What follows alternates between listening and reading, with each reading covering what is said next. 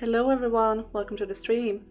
I hope you're all doing okay today and that you're ready for some more A Requiem for Innocence. So last time we finished the main story of the game, which was very tragic and also very good, as expected of the house in Fata Morgana. I very much enjoyed the whole journey through that game.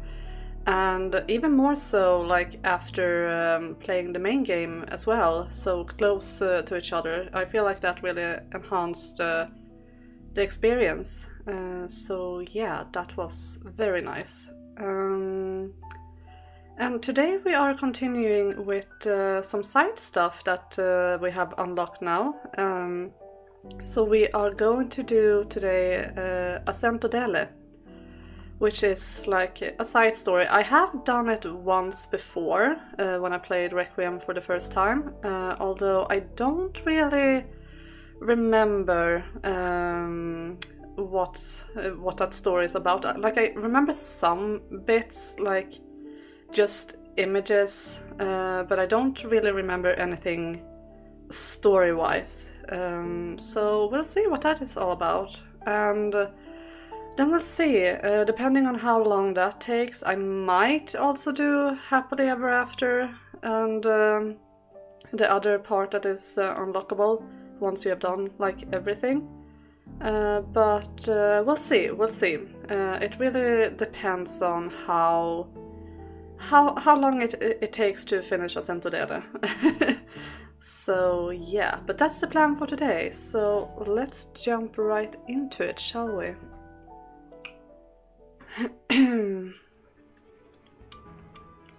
Alright, gotta make sure I have some sound as well.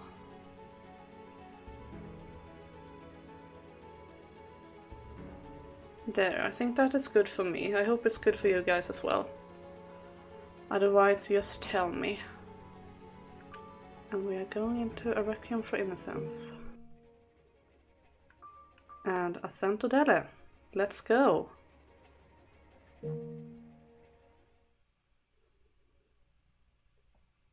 I think we made pretty good friends, don't you? Those were his last words before disappearing into the darkness. Their time together was brief, and they knew nearly nothing of each other, so could it be called friends at all? Oh, it's this song. Oh, we are back at Michelle's past, apparently. Like, I don't remember this at all, so this is very, very interesting to see.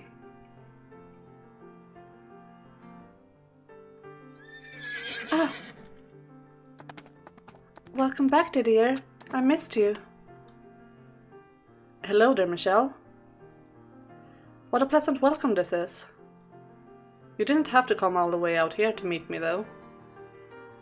I haven't seen you in so long. And waiting inside is so dreary. What a wonderful sister I've been blessed with. You best be careful though. The sun is quite strong today. Mother will throw a fit if she knew you were out here in this weather. Do not worry. I heard from a servant you would be back around now, so I haven't been out terribly long. And I know you're not one to be tardy either, dear. I took all the necessary precautions. Aw, so cute. Well, curses. Now I'll have to be absolutely certain nothing delays my next return. Yes, indeed you will. Well, since you're here, would you like to ride back with me? On your horse? I would love to, but I came on horseback as well. She tied to a tree over there. Unlike your brothers, your horse is smart enough to follow you back. Alright. Then I suppose I shall. How was your expedition, dear?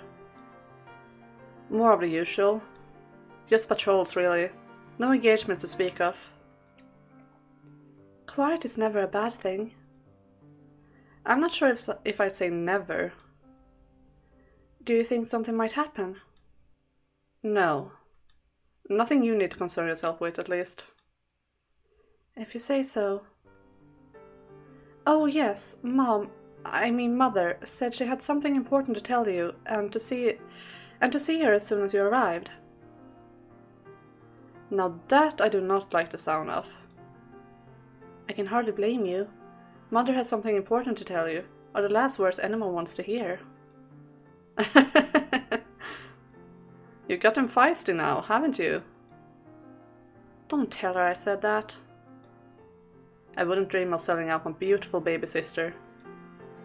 In fact, I beg you not to say anything of the sort to her either. She can be a bit easy to set off. You don't say, dear, you don't say. If anyone, I think George needs that warning most. You're on fire today, Michelle. I missed Michelle, I really have. Like, Requiem is great, but Michelle. And there she is. The world-renowned Castle Bollinger, our lovely home. I'm not a child anymore, dear.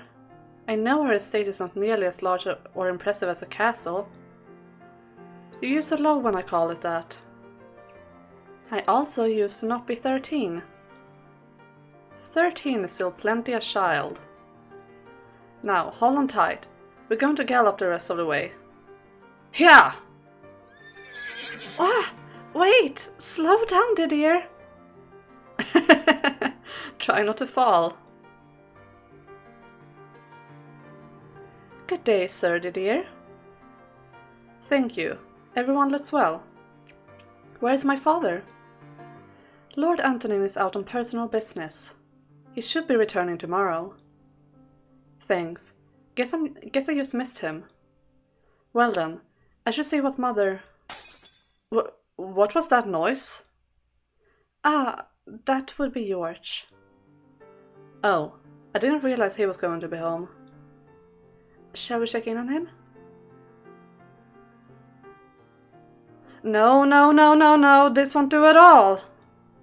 It needs more wild innovation and fiery passion and solemn beauty matched with a squeeze of delicate eroticism that doesn't undermine the impact of the piece as a whole. Ah! It has to be like a good kick to the marbles.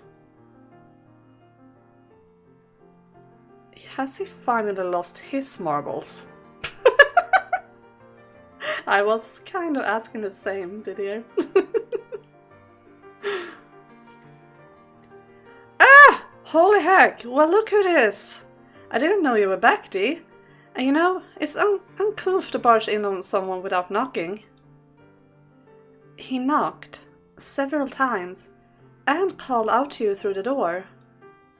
I must say though, George, it is much more I really don't know how to pronounce that word. Uncouth? Moving on. To take out your frustration on inanimate objects. Oh, you're here too, Michelle. I couldn't see you in the shadow of this hulking barbarian. You really are a teeny tiny little gal, aren't you? Oh god, they're really rubbing it in on him, don't they? Mother will not be pleased when she sees the mess you made of the room. Oh, my dear Michelle. I'm going to let you in on a little secret. True art is only born in the fires of pandemonium. Is that so? You could at least pretend to care. So... Would you care to explain this pandemonium? Oh, you wanna know? You wanna know all about the masterpiece buried in this wellspring of inspiration? You'll never be able to turn back once you know, but if you're really sure, I can give you all the juicy deets. I don't care that much, no. Shall we see what Mother needs to talk about, Michelle? Yes, let's. Hey! Wait! Have you no hearts, you Philistines? You're supposed to grab me by the shoulders and beg to hear what all the fuss is about. If it'll make you stop shouting, fine. Give me the short version. Blah! So much for brotherly love. So, the royal family is planning construction on a new chateau in the city, and guess who the king himself asked to do all the paintings for it? Why, moi, of course, the great artiste George Bollinger. Is that so? What is wrong with you two? This is huge! It's huger than huge! I would wager His Majesty did not in fact come within 1,000 meters of you. Life is no fun if you limit yourself to only the truth. I somehow doubt you're in charge of all the art either. So, in other words, there's almost no truth to your claims. Hey! I really was commissioned to do a piece for the new chateau. And this disaster area is all you have to show for it. Yep! And I don't know what to do. It's a chance for me to make it into the big leagues. I've got to paint something that'll go down in history as one of the great works of our time. Perhaps it would be better if you didn't push as much pressure on yourself. You do much better work when you're relaxed. You're brilliant, Michelle. Let's go out on the town and let loose, just the three of us. That's exactly what I need right now. I barely had time to sit down since I got back. Ahem. Sometimes I think there might be no hope for the three of you. Not even a word to your dear mother. Good day, Mother. My apologies. I meant to see you as soon as I return, but... Crap. Mom's gonna flip her lid. We better get out of here before she brings her wrath down on us, Michelle. But... George? I heard every last word. What big ears you have. Care to repeat that? Repeat what, my beautiful mother? I swear, young man. So, how did your expedition go, dear? Did you run into any trouble? No, it proceeded without issue, thank you.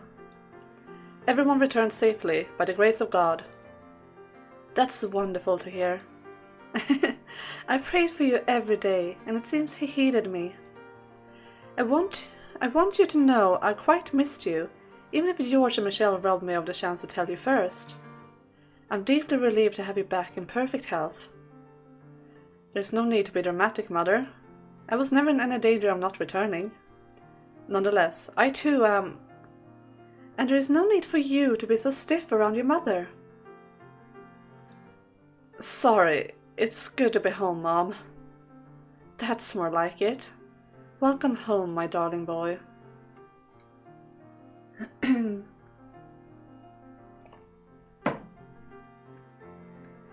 Yeesh, just look at him go. A grown man fawning over his mother like a little boy. Make sure you give him crap about it later, Michelle. But... You really need to learn to whisper more quietly. Wonder who you inherited those ears from. I swear, you. So, Mother, Michelle tells me you have something important you want to speak with me about. Ah, yes, that I do. I'm sure you'd like to rest after your trip, but would you come to my chambers first for a bit? I messed that sentence up so bad. Sorry. Certainly. Oh! What's this? Can I come too? This is my business. Why should you be allowed to stick your nose into it? Because it sounds like fun. And maybe it'll help me give my muse a nice kick in the rump. It's not a private matter, so I don't mind. In fact, maybe it would be better if you were there too, George. Heck yeah! You're coming along too, Michelle. What? Why would I? Oh, what am I going to do with you three? What do you think? Of the painting? It's a fine piece. Clearly not made by George. I would have done 10 times better. Who's the heck responsible for this rubbish? Quiet, boy. Does George have a disease where he'll die if he isn't running his mouth every waking moment or something? That's a good question, Michelle. I do think he might have that kind of disease. Not the painting itself, the girl in the painting. She's pretty, I suppose? Do you like her? In what sense, Mother? Where are you going with this? Is this a painting of Amy, perhaps? Like how they are introducing her to the family, like, oh, do you like her? But George is the one marrying her, though, so I don't know. Maybe not. This girl is the daughter of the Castagnier estate to the south of us. Or what she will look like a few years from now. In a few years? Then she's still a child. She is, yes, and her family is trying to complete arrangements for her marriage as early as possible. Is it, Amy? Her marriage? The Castagniers are a respectable family with lots of land. We have plenty to gain from this arrangement. All you need to do is say, Mother, as I have told you on several occasions, my body and soul belong to the church. I will neither succeed father nor take a wife. And you're firm in your decision? Yes, I'm sorry to disappoint you. Okay, I do think it is probably Amy. Okay, interesting. That's very disappointing indeed. I would be so much more comfortable with you taking over the house. Well, what about you, George? Do you have any interest in her? I don't know. Not really feeling it. Now, George, you do realize that Didier not becoming head means that you will be, right? So you can't make a decision like this, which will affect the future of both our houses for generations, because you're not feeling it. That's easy for you to say, Ma, but I can't change what appeals to me. It'd be all for nothing if you couldn't hit it off and never had any kids. And tell me, what is there not to like about her? Are you sure you want an answer to that, Mrs. Bollinger? She's the devil incarnate. She's a beautiful young lady. She's pretty, sure, but I'm getting nasty vibes from that picture. Oh my god, I love this. Yes, George, you are absolutely correct. Looks like a real sourpuss. Oh my god. I love it. I love it. Oh my god, he's so right. I want someone more, you know, cheery if I'm gonna have to spend the rest of my life with her. I wouldn't go as far as him, but there is something about her that doesn't sit right with me. I'm not sure how to put it into words, though. She just looks that way in the painting. I'm certain you'll find her to be a lovely girl when you meet her. How can you be so sure? You haven't even seen her yourself. Anyway, not interested, and that's that. It's such a wonderful offer, too. Once I'm sworn in as official court artist, I'll be up to my ears in marriage offers. Something even better will come along, I promise. I'm afraid with your attitude, this may be the last offer we'll ever see. Don't you worry, we got ourselves a proud knight of the order, the most sought-after artist in the land, and a brilliant, beautiful princess. If that's not the recipe for success, I don't know what is. Oh, George. Is something troubling you, Michelle? What? Oh, no, nothing. My mind was wandering, that's all. See, look what you did, Mom. You upset Michelle by being such a worrywart. Throwing me to the wolves, are you, my boy? Oh, dear Michelle, I'm just being cautious about our future. I'm not as worried as I may have sounded. I have the 3 most wonderful children in the world. I couldn't be more blessed. We're strong, and together we're even stronger. I have no doubt in my mind we'll thrive and grow for generations to come. Yeah. We'll all be together. Forever. Ooh.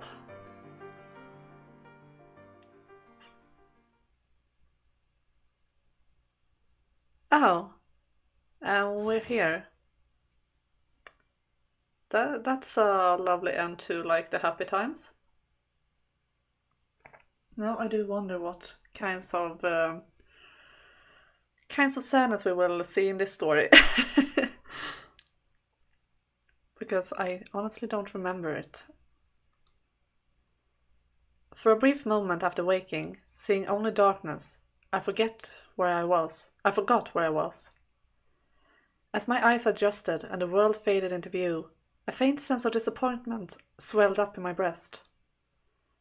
That was over a decade ago, a life I no longer had, and, in fact, a life I couldn't be certain I ever had. For all I knew, my mind could have fabricated the entire thing. But in short order, the wave of sentimentality receded.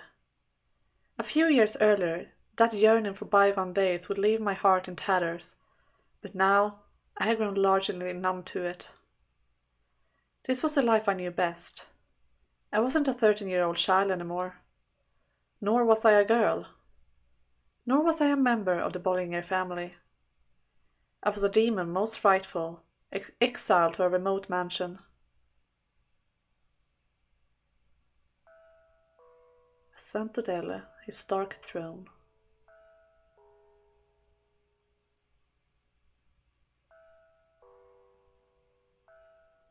Kill the accursed thing! Those were the first words uttered by the witch upon my discovering the being lying in a heap outside the front door. The witch had haunted me ever since the day I resurrected her at the top of the mansion's observation tower, a few years earlier. At first, her constant whispering in my ear had been insufferable, driving me to my wits' end. I did everything I could think of to deny her existence and push her out of my life. But that too had passed. I had been drained of all will to fight against her, or frankly, feel anything at all. No joy, no anger, no frustration, no sorrow. Perhaps that could be said to mean she had defeated me, but in retrospect, the witch causing me no encase. Well, I'm sorry. I need to retake that. Perhaps that could be said to mean that she had defeated me, but in retrospect, the witch causing me to encase my heart in stone had consequently kept me from being miserable every time I received a letter from my mother. It made me think getting worked up over some stupid words on scraps of paper was a waste of time and energy. So while I wasn't at the point of gleefully cozying up to her, it was true that her presence had made my life easier. That's also like something I find interesting about like Michelle's and Morgana's relationship. Like, I feel like because she is the way she is, she has basically lost all good traits about her in a way. Because she's so filled with hatred and anger. But I feel like she is caring for him and like trying to take care of him in a way. Even if she's not going about it perhaps the right way, but she genuinely does care in her own strange way. I can't stand the sight of it. It's utterly dreadful. The witch wanted me to kill them, but instead I crouched down to get a better look. They seemed to be dead already. It appeared someone had died on my doorstep. And because of the way they were clothed, I couldn't make anything out beyond that at a distance. It's faint, but they're still breathing. Look, you can see their chest moving. I'm surprised she noticed. I can barely tell it from up close. I reached my hand out to roll them over, at which point the witch gave me an exaggerated sigh. I wouldn't recommend touching them. They're deceased. That's why they look like a human raisin. That was indeed one way to describe them. What had first come to mind for me, though, was something I had read in a book about how desert cultures would mummify their dead. The person on the ground looked like what I imagine a mummy did, though I was under the impression mummification was performed in order to preserve the bodies of high-ranking individuals. Which is to say, you weren't likely to find one collapse on your doorstep. Ignoring Morgana's warning, I put my hand on their arm. It twitched, and they let out a groan. Just a swift stab through the heart, and they won't have to suffer any longer. The person didn't seem to have enough strength to sit up, barely enough to hold on to the last vestiges of life. Their fingers continued to twitch, but it didn't seem deliberate. The tall grass in which they were lying seemed to want to swallow them up. Do it, my dear. Send that poor soul to heaven by whatever means you please. Or perhaps they'll end up in hell. They're not long for this world with or without my help. And who's going to have to deal with their rotting corpse in a few weeks if you just leave them there? Next month's delivery boy, presumably. Oh my god. Michel is... yeah, he has really become so cynical. Imagine the look on his face when he finds it. Imagine what he'll tell your family when he returns. It would make everyone's lives easier if you just kill them here. Bury them somewhere nearby, let them nourish the earth with their flesh. If there's any nourishment left to be squeezed from them, that is. Or you could try luring some animals here. There wouldn't be a trace of gore to clean up if you let a couple of wolves at them.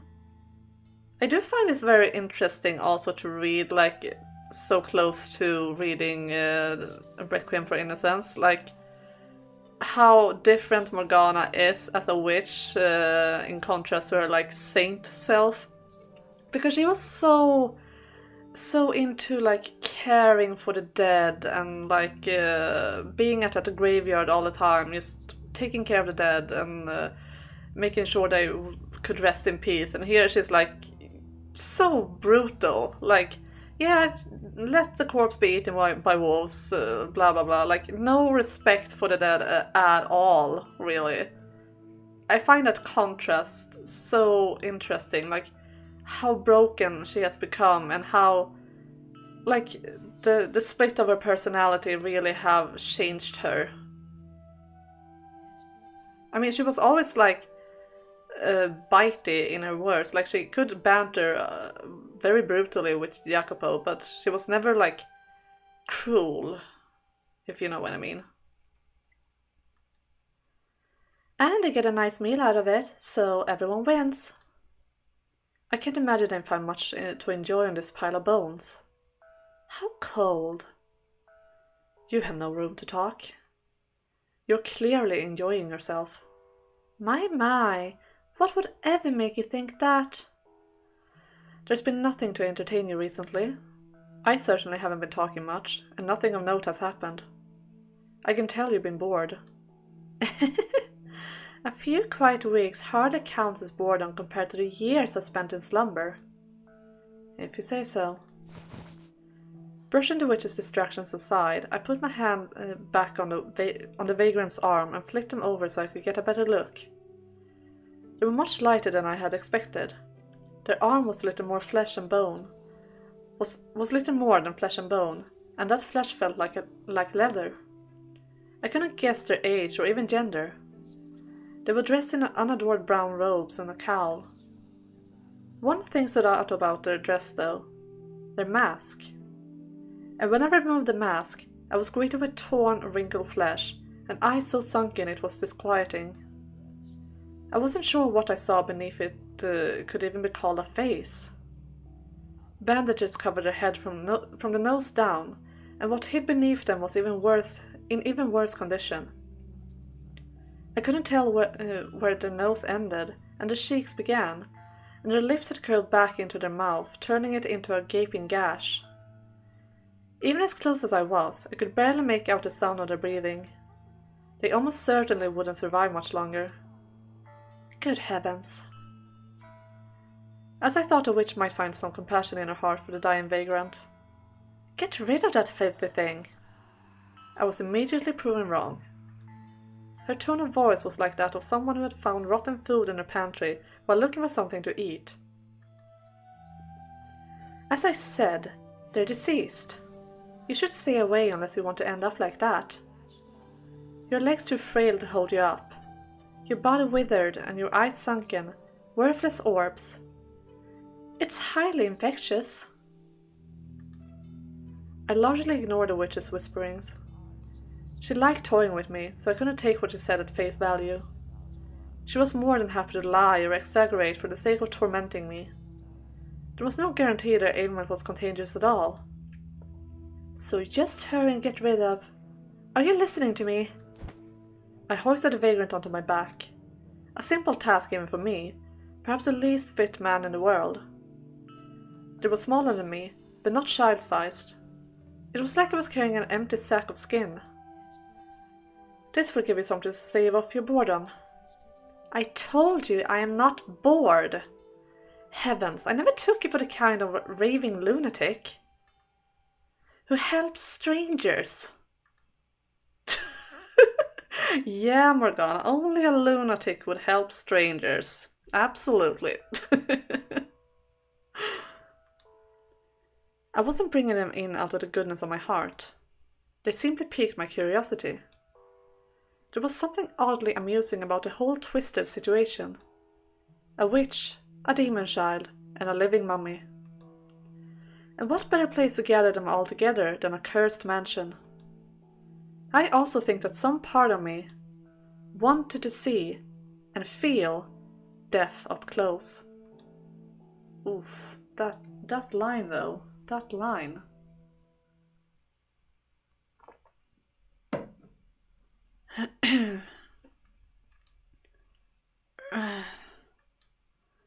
What's going on? I can't see a thing. Have my eyes finally started going? And I was so close to that mansion. But I guess this is the end of the line for me. Wait. No, I still have my vision. It's just dark as hell. Where in the world am I? I'm on a bed? Good morning. And who the hell is that? What's going on? I don't... But maybe... Can you not speak? No, I can talk, but it hurts. I was just a little startled. By what? The angel that comes to meet me at the gates.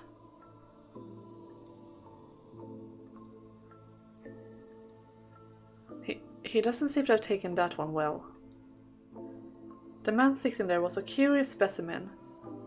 And yeah, I know, pot meet kettle. It appeared almost as if he was part of the surrounding darkness, an ethereal being that might vanish when I next blinked.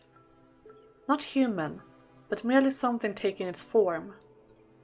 Though the more I looked at him, the more it seemed like, rather than him being a part of the darkness instead radiated from him. Which is probably where the angel bit had come from. This isn't the afterlife. No, I guess it isn't. If this were heaven, I wouldn't feel like death, and there'd be at least a dozen half-naked ladies hanging over me. But I hurt like hell, so I must still be alive. Reality's a bitch, huh? I don't know who you are, strange person, but I do like you.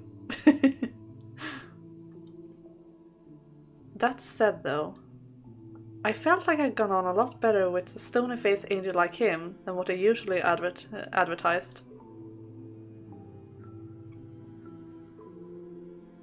The sack of bone in the bed had a voice like dry leaves scraping against one another. While carrying them to the room, I noticed several of their joints seemed to bend in ways they shouldn't, so I thought they might be on the older side. But upon closer inspection, that didn't appear to be the case. The way they talk makes them sound young too. I'm going to guess... a man? Early 20s maybe. If you're not an angel, then you must be the witch. I beg your pardon? I'm just kidding, don't bite my head off. You don't look anything like a witch. He's not as far off the mark as he thinks, but he doesn't need to know about my childhood. So, hey, would you mind sparing a bit of water? My throat hurts like 12 kinds of hell, and I'm sure you'd appreciate being able to understand me better. There's some right there. Huh? Oh, you already got some for me. Thanks, I can't unbend my damn arm. You mind grabbing that for me? Did no one ever teach you how to say please? Oh, lighten up, would ya? Show a dying fella some pity. Maybe he wouldn't have died if I had left him out there. He's much feistier than I expected. In fact, he's nothing at all like I imagined. When he was still lying half dead on the ground outside my door, there was a mystique about him. As a mummy, he was interesting, which gave it inherent value. But now that he was awake and talking, he was normal, human. Almost excessively so. I reluctantly picked up the goblet and handed it to him, watching as he pulled down the wrappings covering his mouth to drink. It seemed like he wanted to down the whole thing in one go, but judging from the groans I heard, his body wasn't cooperating. A few years earlier I may have sympathized with him, but not now. All I felt now was curiosity. What was this sick man doing in front of my mansion? What brings you here? Can't you at least let me drink in peace? Let me tell you, man, I'm in no shape to be multitasking. It takes all my attention just to drink a glass of water. Plus, it's darker than hell in here. I can barely see what I'm doing. You're free to leave if you're not happy here. Once I'm through with this water and have had a chance to rest, and maybe a complimentary glass of wine on top of that to raise my spirits, I'll be right out. Rather brazen for a guest. Oh, I'm a guest now, am I? I thought I was just a subject for your observation. Hit the nail on the head. And are you implying that means you should have free reign here? Sure am. You stop worrying about a lot of things when you're on the verge of death. What's the worst that happens if I piss you off? You kill me? All that means is I lose a few days. No real risk in acting like I own the place. Not a bad deal, if I do say so myself.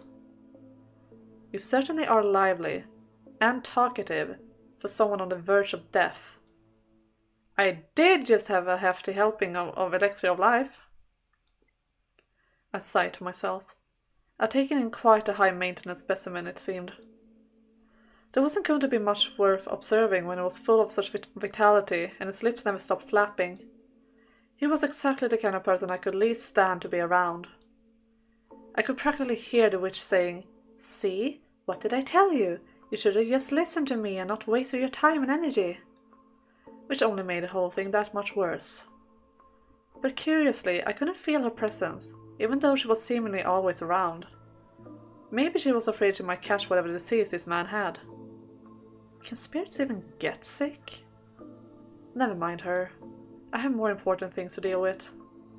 Like how to get this man out of my house. Anyway, you were asking what I was doing here. Well, I was looking for something. And that search... Back up a sec. What is this place anyway?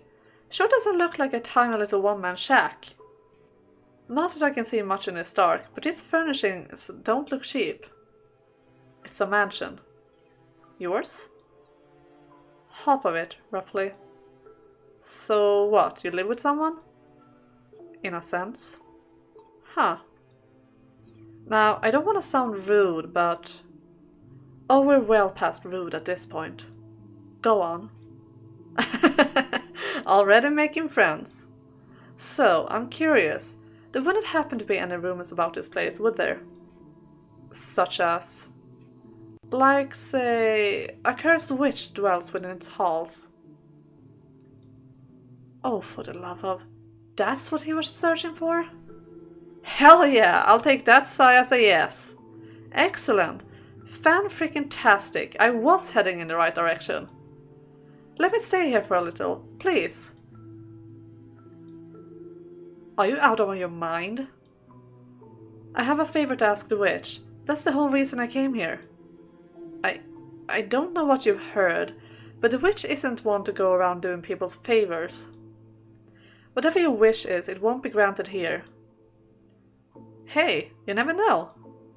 There's a first time for everything. And I doubt this is it. Why is he so fixated on the witch anyway? The witch of legend was said to be cursed. She was spoken of around these parts only in whispers, and people stayed away from the mansion for fear of provoking her wrath. Her curse had destroyed an entire city, it was said. I had no way of knowing whether that much was true or not, but I did know that the witch was real. I couldn't figure out how someone could hear the rumors about the witch and decide, I'm going to ask her for a favor. It's beyond ludicrous. Well, now that that's out of the way, thanks for the hospitality, buddy. Stop right there. I never said you could stay. Anything I could do to change that? Not a thing. I was hoping I wouldn't have to do this, but you left me no choice. I'm staying with or without your permission. What the hell makes you think you have the right? I'll happily comply with whatever the head honcho here decides. But remember, you said the mansion was only half yours. So until there's an unanimous agreement to boot me from everyone with a stake in the property, I'm sticking around. This little weasel. I won't just be a straight up leech though, don't you worry.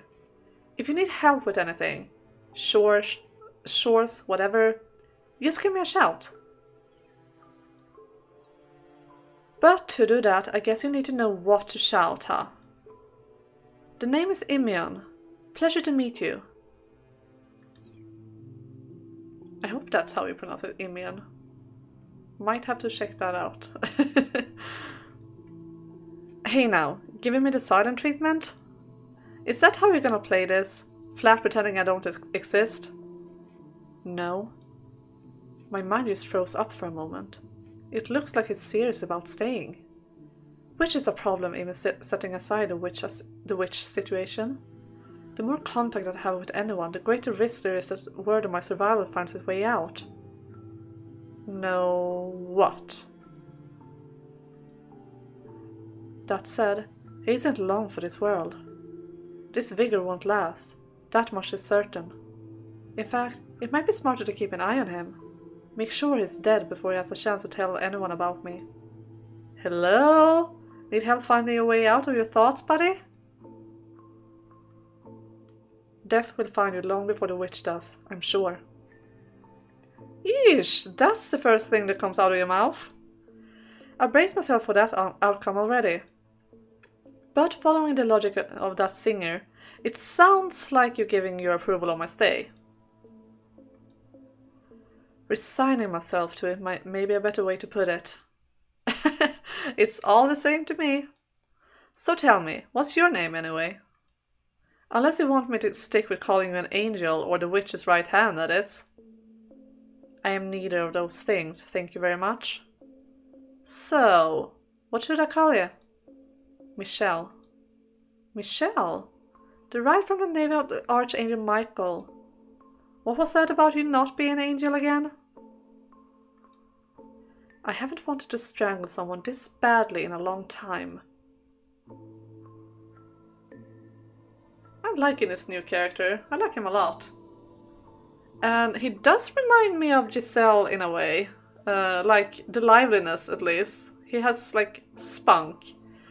Giselle was never outright rude though. She was always very polite, but yeah. Same kind of liveliness.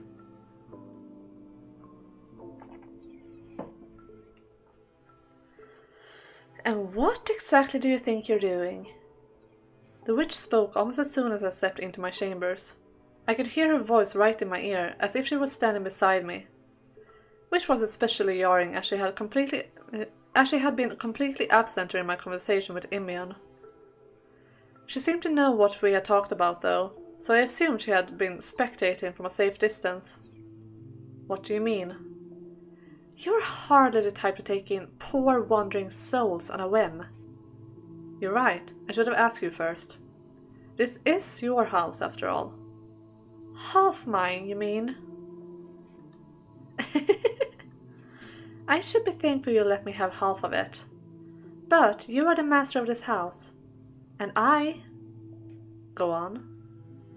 I was never master. So I have no say in who you choose to let stay here. But you will heckle me about it. Of course! I need my entertainment too. So, what are you going to do about, whatever his name was? Imion. Right, that. I was hoping you would chase that dreadful thing out. He says he has business with you. Oh, does he now? So you weren't listening in on the whole thing? I'd be more than happy to hover over you every waking moment if that's what you prefer. I'd rather you didn't. As you can see, I respect your personal space. It wouldn't hurt you to show a bit of gratitude sometimes. So, what does that man want with me? Not a clue. All he said is he wanted to ask the witch a favor. A favor? Indeed. What a farce. I agree. You would never grant a wish of a... No, not that. That you happily pass on a stranger's request but vehemently refuse to make your own of me. The offer still stands, my dear. Just say the word and I'll put a curse on your entire family. I've told you repeatedly that I'm not going to ask you to do that. Obstinate as ever, I see. Anyway, I never asked you to grant his wish, only convey to you that he had one. He'd be dead in short order regardless. A week or two at most. How tragic for him, betting the last remnants of his life on the legend of the cursed witch, only to be dealt a pair of heartless jokers. In all likelihood, he just wants me to cure whatever disease he has. Why would a witch who deals in curses cure diseases anyway? Now, it's not polite to judge someone by their appearance, my dear. Are you saying you can do it? Maybe, maybe not. I think I missed something there, hang on. I pressed too soon, I think. Okay, it was just laughing. Noted. Regardless, there is but one thing the two of us can do for him. Watch as the poor wretch's life slips away, alone and in the dark.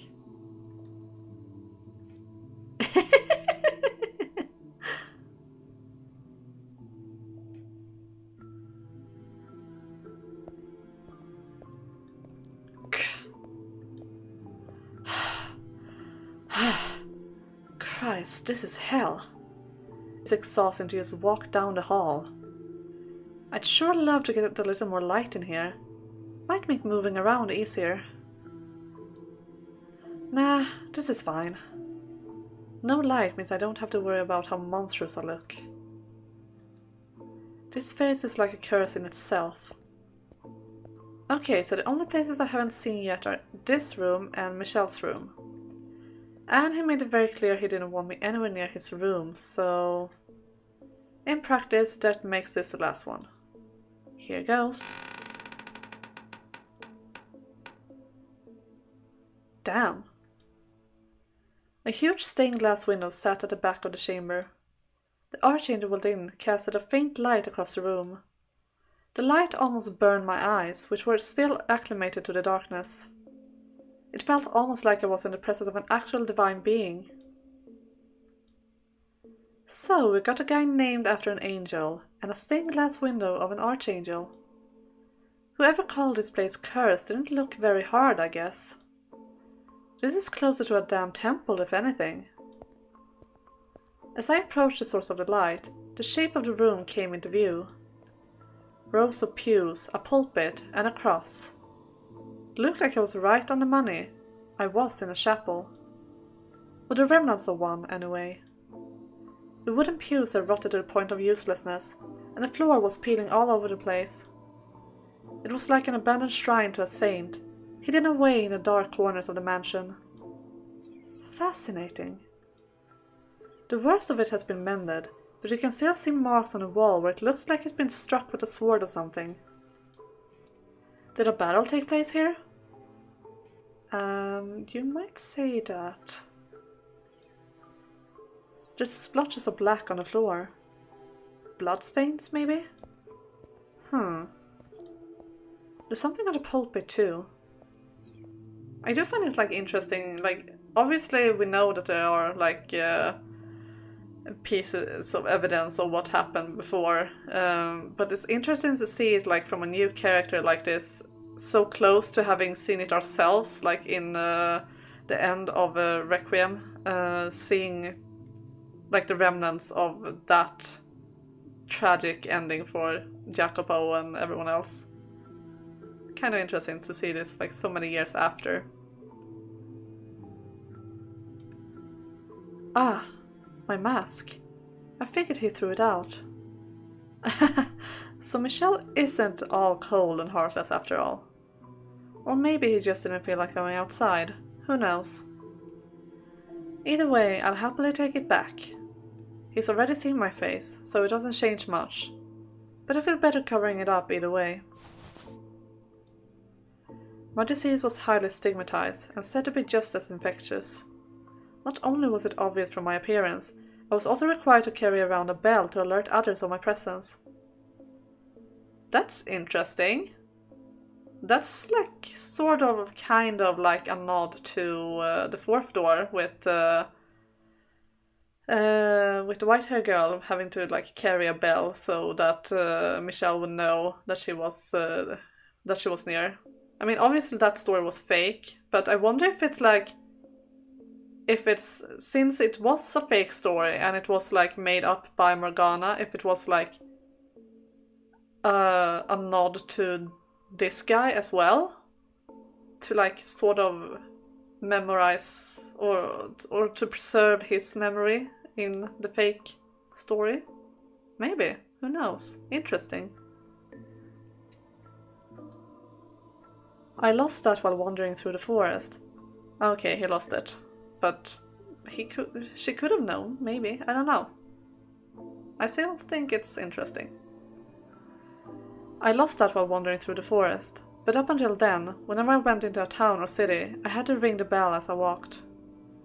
And surprise, surprise, it invited all sorts of dirty looks and people scrambling to get away from me. Sure, she would sometimes offer me aid, but that was once in a blue moon occurrence. Effectively, I've been through nothing but hell up until now. I hadn't done a damn thing, and yet it treated me like a murderer. In fact, I'd almost bet a criminal didn't get half the crap I did. Just thinking about it killed my mood. He didn't hesitate to touch me, though. But I did not know what I have is contagious or something. I mean, it makes my life easier at least. And speak of the goddamn devil. Hey there, Michelle, it's been, what, a couple of hours?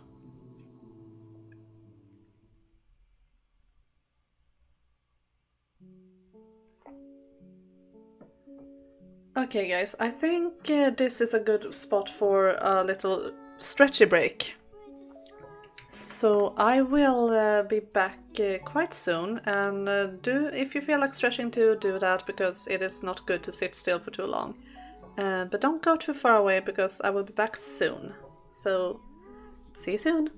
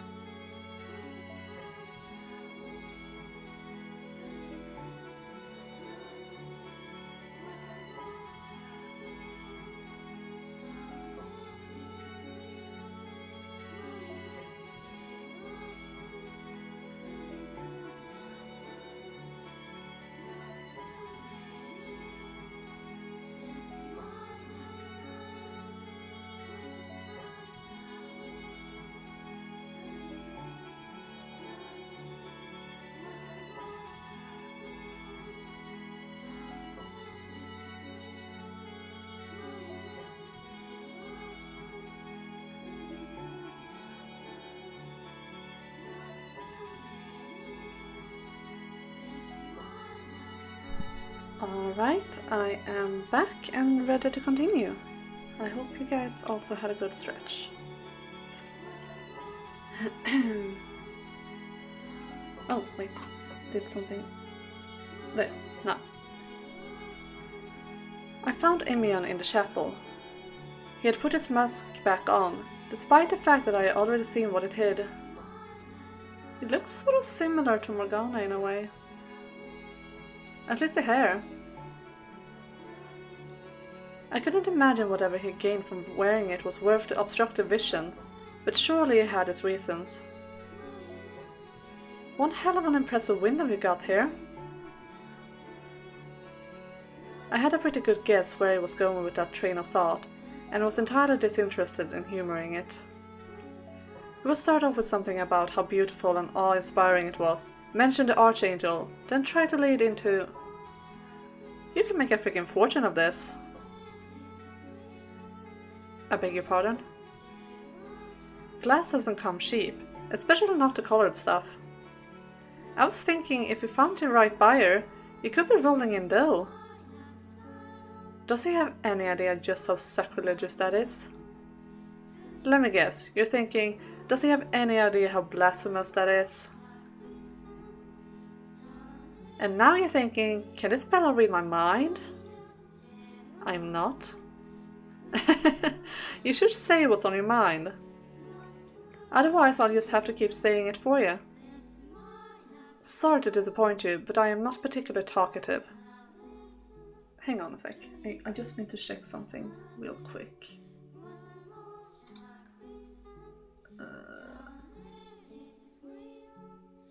Okay, yeah, everything looks fine. I'm not saying you have to yap on for days like me. While what you said was indeed blasphemous, I do not disagree with the sentiment. Oh really? It's just chunks of glass arranged into shapes. Bingo! There's no actual angel there, just man's depiction of one. Who are you, anyway? Well, that sure came out of nowhere. And you want me to spill my guts without doing the same for me? My apologies. I have not had a chance to hold a conversation in some time. I see. And you are not obligated to say anything if you do not wish to. I would not answer if you asked me the same. Sounds like we're on the same page then. The more we share, the more uncomfortable it's gonna make it for everyone, so let's keep things the way they are. A nice cozy distance. I may be curious as all get out about what the hell you're doing out here all alone in the middle of Frick all, but I won't pry. Alright, I'll tell you what I can. I am a nomad. Before I got sick, I traveled all across the lands. Had me a nice lute I strum as I trotted from place to place, singing songs and pretending I was a troubadour. You were a traveler. I could tell stories of my exploits for days on end if you want to hear them. I'll pass, thank you. Your eyes tell me you're lying, buddy. I'd rather you listen to what I said. War stories of a dinner then. Sounds like a date. Now, I got a little question for you, if you don't mind. Not about where you came from or anything, I promise. Yes? Why didn't you say anything about my face? I assumed you were going to ask about the witch, not me. Hard not to be curious, no? Everyone's grossed out by it. He makes a fair point. Even Morgana was taken aback by the sight. I can imagine he would appear monstrous to someone who's led a relatively normal life.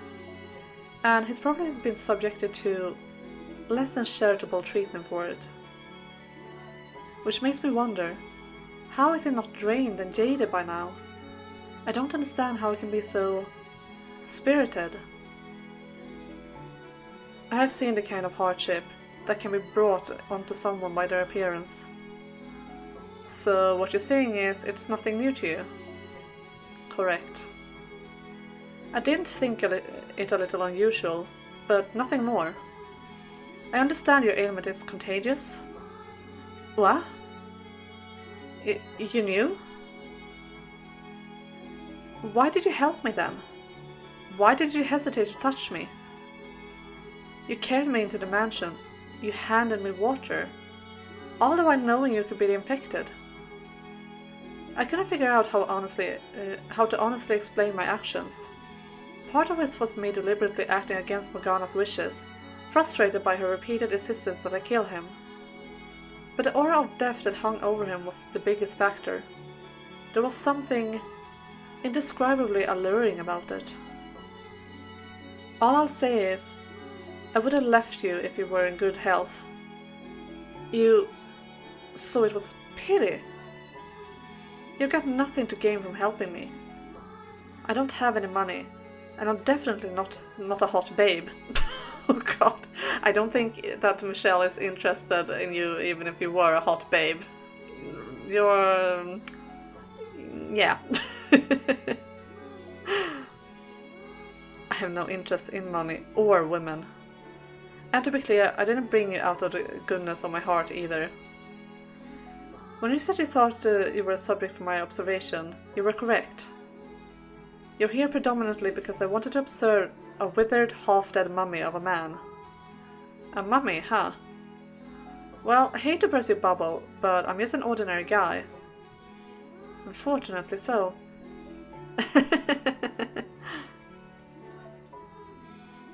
And here I thought you were only observing me because you didn't know about my disease.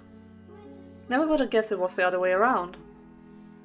God, you really are one of the most bizarre fellas I have ever met. I was just going to not say anything, keep it to myself. Use this as a chance to stretch my wings. Enjoy not just being the unclean for once. Didn't much care either way if you ended up catching it. So The witch has declined your request to speak with her. Not even gonna let me finish, huh? I'll take that as a no apologies necessary, then. Well, shit. You have no reason to remain here. I left the bar off the front door for you. The witch was my last resort. I saw who knows how many doctors. Not a one could do a thing. Hell, soon as they saw me, the assholes tried to rob me blind with fees. It'll cost extra because they're putting themselves at risk, they claim. So I traveled to other cities, towns, villages. If docs weren't gonna do anything, maybe I'd have better luck with regional remedies. Everything from herbal stuff to straight up hocus pocus. No effect. Any of it. I have no interest in an apology or his life story. So why haven't I turned and left yet? Why am I standing here, listening to him talk? All that left me to turn to was God and the devil. But I figured God would just say, accept your lot in life. Shrug his shoulders and tell me not to die in a ditch. And tell me to die in a ditch. But I wanted to live. Even looking like that? Damn right. So, what? Do you believe that if you tough it out, once day your valiant effort will pay off? That oh my god, I can't read anymore. That there's light at the end of the tunnel. Because that's all fairy tale nonsense. You're right. The real world doesn't work like that. We just tell us that it does because it makes it easier to get through the day. But the fact of it is, life's a big old swamp and no one's got a map. One wrong step and it swallows you whole. Like a game designed by a goddamn 5-year-old. The odds are really stacked against you, but like hell I'm gonna go down without a fight. I got nothing to show for it yet, which is exactly why I'm not ready to kick the bucket.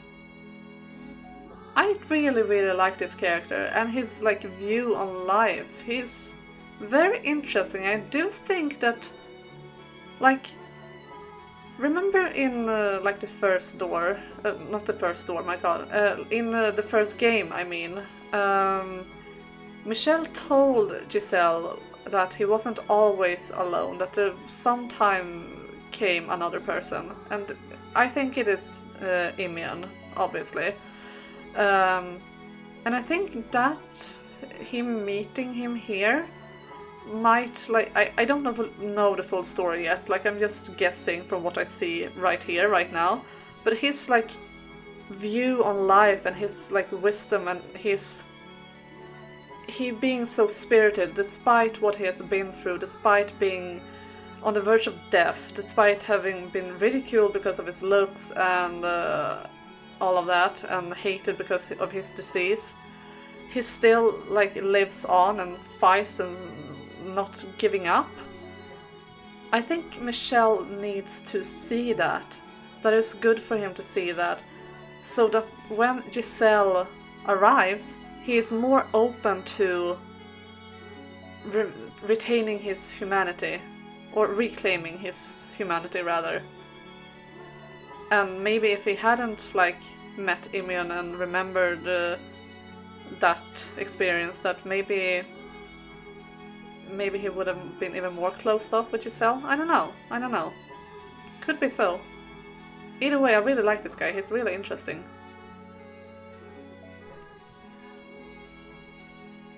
You never will have anything to show for it either. Your desire to make something of your life will only serve to drag you deeper into the depths. The more you tell yourself you can, the greater your pain when you realize you can't. Sounds a hell of a lot like you're speaking from experience, buddy. As I said, the witch will not be seeing you. You would do best to look elsewhere to fulfill your dying wishes. You never know, bud. Tomorrow's another day. Maybe she'll be in a more accommodating mood then. But I'm sure not gonna let one measly no get the better of me. The witch, Morgana, is a sadistic woman. If she reveals herself to you, it will only be to torture and kill you. Can't say death much scares me these days. It's knocking on my door regardless. And you can never say for sure. Every woman's got at least 2 masks she switches between. Maybe she'll pick a friendlier one for me than she does for you. You're a damn fool if you believe that. And she's a witch. Even if she would hear you out, she doesn't have the power to heal you. Ruin and destruction is her singular desire. I have to ask, all you want from me is to watch me die, right? So what do you have to gain from warning me about the witch? Doesn't worrying about me run counter to your own wishes? I'm hardly worried about you. Could have fooled me. I'm simply making a statement of fact. You would only be wasting your time trying to see the witch. I haven't seen the proof, so I'm not convinced it's as much of a fact as you claim. Which means this conversation is going exactly nowhere. Do as you please. I won't try to chase you out anymore, but don't come crying to me when my words prove true. Much obliged, buddy. That's one less hurdle to trip over on my way to making a huge ass out of myself. I would like you to promise me one thing, though. Sure thing. I'll leave the bar off the front door, so when the time comes, make sure you save enough energy to get yourself outside before you die. I don't want to have to clean up the mess. You're a real treat, buddy. Yeah, Michel was very nice back in these days.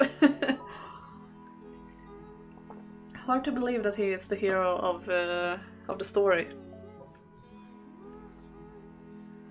After our little chat, Michel gave me permission to make use of anything in the mansion. It still came with the condition that I stayed away from his room and didn't pry into his personal life, but that seemed fair enough, considering I didn't want him digging into mine either. In fact, I couldn't have asked for a better arrangement. After so long wandering, with food a constant uncertainty, having a roof over my head and meals at my convenience was heaven on earth. He had dried foods and smoked meats in the cellar, as well as bread, which last I checked didn't store for very long. But he never seemed to leave the house, so I did recall hearing some rumors on my way here. Whispers of a shadowy carriage occasionally seen heading toward the cursed mansion. No one knew for sure what it carried, but there was a general consensus. Offerings to the witch. Fresh sacrifices to keep her appeased. Which was obvious nonsense. No one was sending shipments of virgins to offer to the witch. A basket of bread and other supplies now, maybe. Rumors have a way of taking on a life of their own. But that was so patently absurd I couldn't believe anyone bought it. That still left me with scores of questions though. Who was bringing Michelle the supplies? And for what purpose? Why did he never leave? Was he in prison here for some inquity? Is that how you say that? But obviously I had no intention of seeking out the answers. If we spent long enough together, I would probably find out eventually. But I knew damn well I didn't have that kind of time left.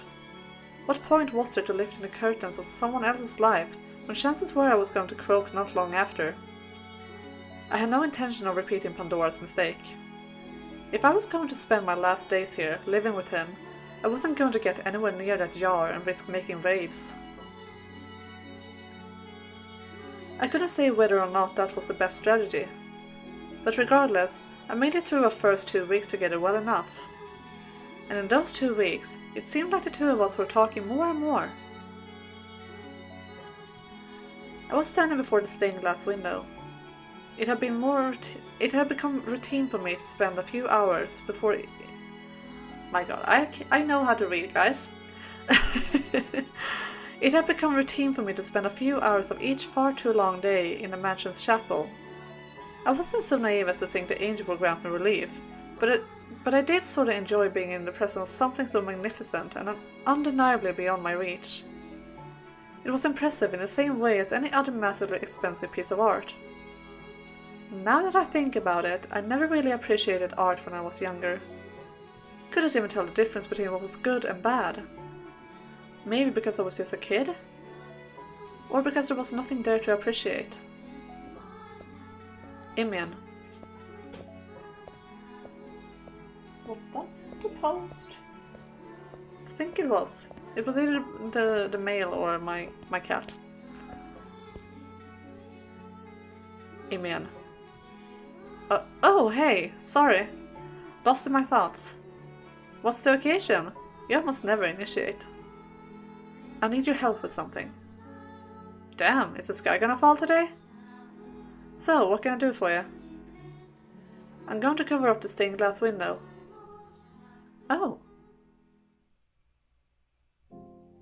You're gonna... What? It seemed, unsurprisingly, that was the last thing he had expected to come out of my mouth. And the incredulity was obvious, even in his raspy old man's voice. I could easily imagine the expression he might be making beneath the mask, if he had a face left to make it with. Would asking for a reason count as prying? No particular reason. I simply disliked the sight of it. Well, that's a damn shame. I rather enjoyed my time with it. I seem to recall you saying it was nothing more than colored glass. In a spiritual sense, sure, but do I look like I'm praying to it? No, I'm admiring the craftsmanship. It's one hell of a piece. I see. Though I pretty much got the thing memorized by now, so sure, let me give you a hand. Thank you. Follow me. I gave Imian a quick glance, and started off down the hall.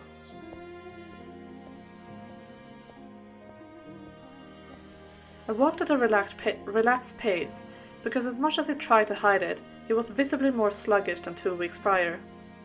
Even breathing seemed to be an endeavor for him.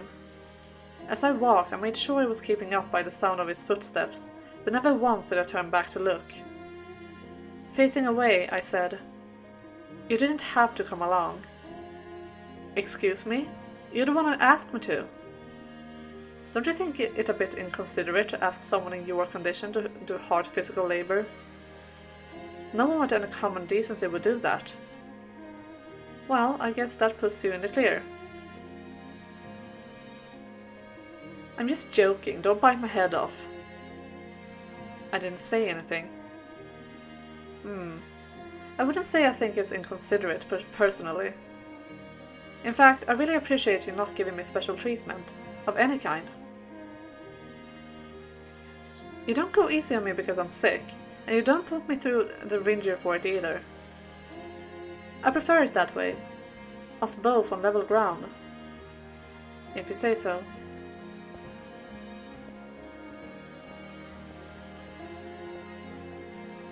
I know I just said I appreciate you not going easy on me, but this is a bit much, don't you think?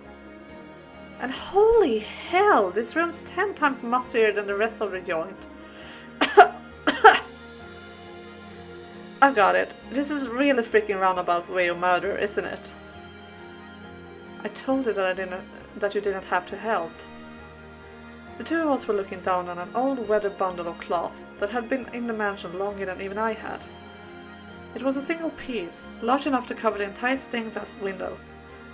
Sorry, my voice is not working with me. Hang on.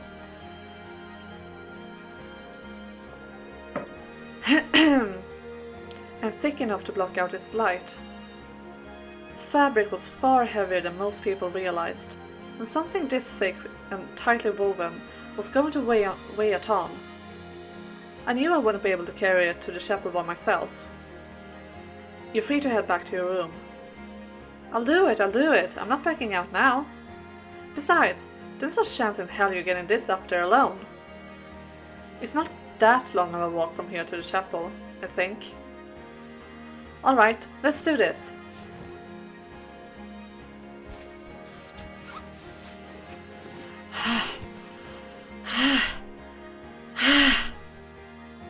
Hold up, I need a breather. What? Hey, don't drop it without warning me, asshole! And quit trying to act like you're hot shit. I consider you just as winded as me. What do you know? I'm perfectly fine. Someone is out of shape. You're the last person I want to hear that from.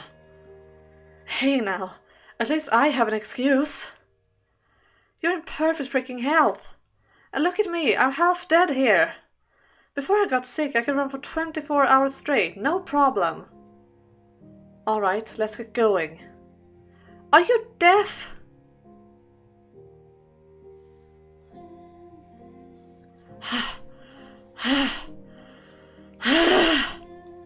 Finally, we made it. I seriously thought I would die before we got here. That's one for the gravestone. Died carrying a bundle of fabric.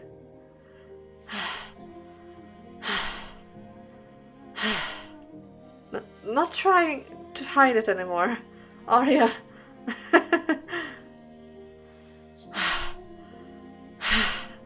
Not a word.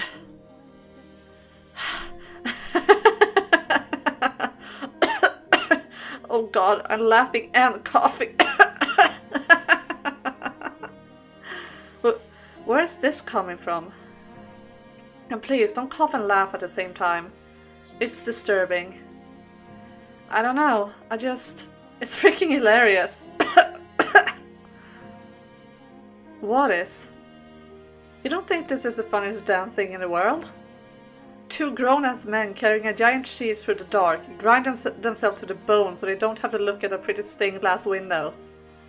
Like for real, are you hearing that? It's the stupidest thing.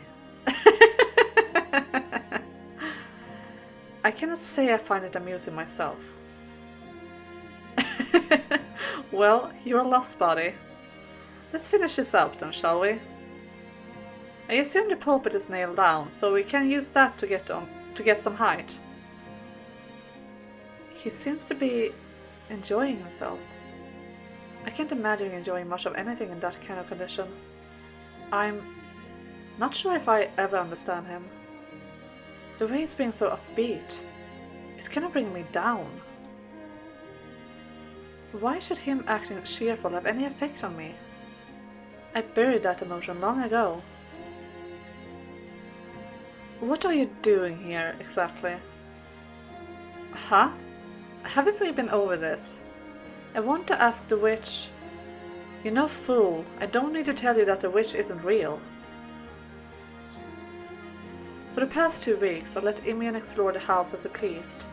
He'd likely seen everything but my chambers by now. It should have been obvious there was no third person living here. I was the only one who could hear the witch's voice. I was the only one who could feel her presence. All the servants my family has sent over the years were proof of that. She may have existed for me, but from his perspective, there was no meaningful difference between that and her not existing at all. Remember what you said in the storeroom. There's not a chance in hell you're getting this up here alone.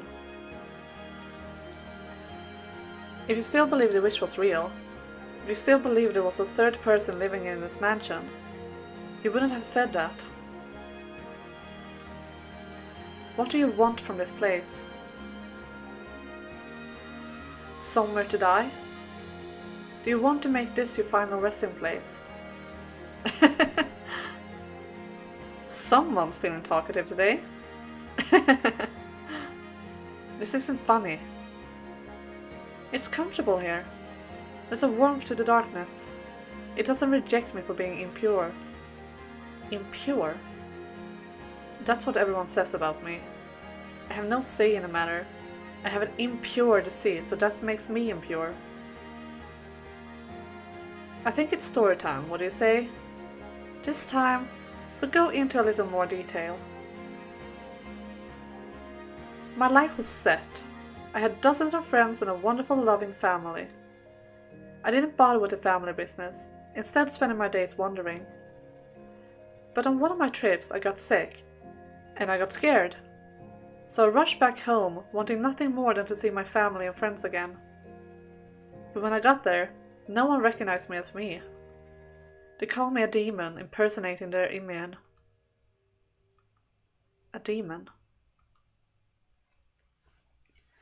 He's saying the Bollinger family has no need for a demon child, that you're a mark of shame on our name. So he's going to have you executed. They came to the consensus that the real Imian was still off traveling. They wouldn't accept me for who I was, just because I didn't look like what they thought I should. What does that have to do with my question? Basically, what I'm saying is, there's not many people who are willing to see the truth. The truth. That I am who I say I am. That I am Imian, not some evil doppelganger. The only person who sees me as an ordinary fella is you, Michelle. I do not agree with Father's decision. I do not want to lose you. I don't think you're a demon child. Don't misconstrue apathy for. I don't care why. All that matters is that you do. You see me for who I am, and that's the most amazing feeling. I haven't done anything to warrant that reaction. And if there's one thing I can tell you, it's that it's foolish to rely on anyone for emotional support. Don't blindly put your trust in me, and don't expect anything out of me. Please. Like I said, I don't care why.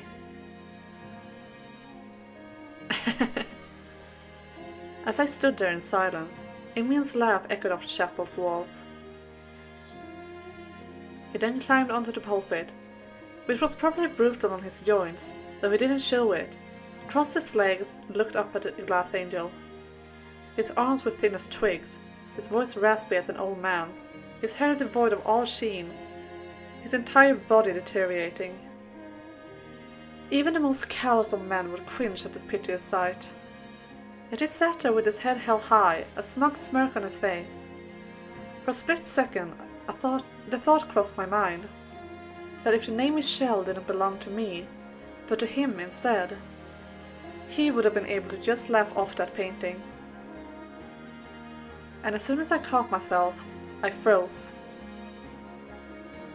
Back to your question, what do you think? Why do I want to stay here even though the witch doesn't exist? I knew what he wanted me to say, and I knew that I couldn't. I hadn't done a single thing to deserve that from him. What he felt was disproportionate to reality.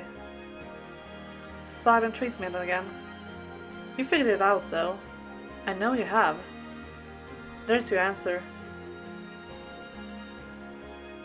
If I were even half what I used to be, I'd love to drag you out of this house, kicking and screaming. Travel far and wide together. Find a place you feel more at home than anywhere else in the world. Be nice, wouldn't it? Leave me out of your fantasies. You could only think that way because he'd led such a cushy life. That may have come crashing down when he got sick, but only someone who had been well off would ever think there was hope to be found outside. And on top of that, he was simple and honest enough to admit it. I'm just jealous of him. That's all this is. Take a seat up here on the pulpit with me. Feels like you're shoving your ass right in God's face. I wish I tried this sooner. It's freaking incredible. It really is.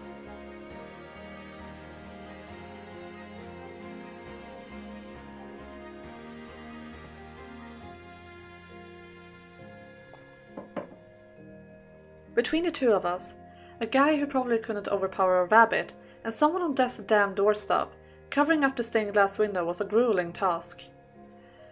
That day marked a turning point in our relationship though. It was an insignificant change, something I doubted anyone but us would even be able to notice, but it wasn't the degree that mattered. There was a real shift in the air between us. Michel didn't seem to be so persistently wary of me anymore, and I started to feel more relaxed in his presence. I didn't have to prove anything to anyone here.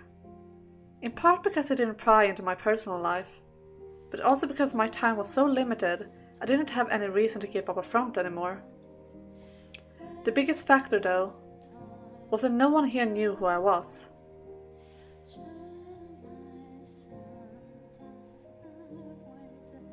From time to time, Imian and I would have supper together. I wasn't going out of my way to spend time with him, but I didn't particularly mind it either. I had no reason to. We stayed out of each other's business, and we both knew it was a temporary arrangement. As his disease worsened, his once exasperating vigor started to seem more and more obviously like a facade. When he spoke, it was like I could hear the remnants of his fading soul spill out with each gravely syllable. It was getting difficult to make out what he said at all. But still, he persisted to act as though nothing was wrong around me. So I acted in kind, making sure not to touch on his deteriorating condition. You know, we never did get around to talking about my adventures. Nobody's stopping you. You could just be honest and say you want to hear them. I can see it in your eyes. You love adventure stories. Not only that, you want to go on some yourself. That could not be further from the truth. Oh, you lie, Michelle. You love adventure stories and you definitely would want to go on an adventure. You definitely would. Alright, let's see. How about the story of the battle in the Northlands? About 5 years back, I was traveling to the lands far north. Heavy snowfall covered the land in the winter, stretching as far as the eye can see, and with the arrival of spring, it would melt and rejuvenate the earth. It was a lot colder up north than it is down here, but the lands were fertile nonetheless. And naturally, where there's fertile land, there's people fighting over it. 2 countries, one to the east and one to the west, vied for control of this particular area. I watched the battles from safety of a nearby hill. The theater for this battle was a large plain, a siege situated to the north. Separating the two was a river flowing south from the sea. It wasn't a very deep river though, but horses and infantry could cross it, albeit with some difficulty. Both horses and infantry, I should say. The Western Army attacked first. They outnumbered and were better equipped than the Eastern Army, their soldiers well trained and commanders sharp. Planning and organization allowed them to cross the river with ease. And once they were on the other side, they stormed the Eastern Army. Now, how do you suppose the battle went? It wouldn't make for a very good story if the Western Army simply went on to defeat the Eastern Army. Because you're asking, I presume the Eastern Army had something up their sleeve? Jeez, you're the worst kind of person to tell a story to, buddy. Play along at least, would ya? I hate to burst your bubble, but I am not a child listening to a bedtime story.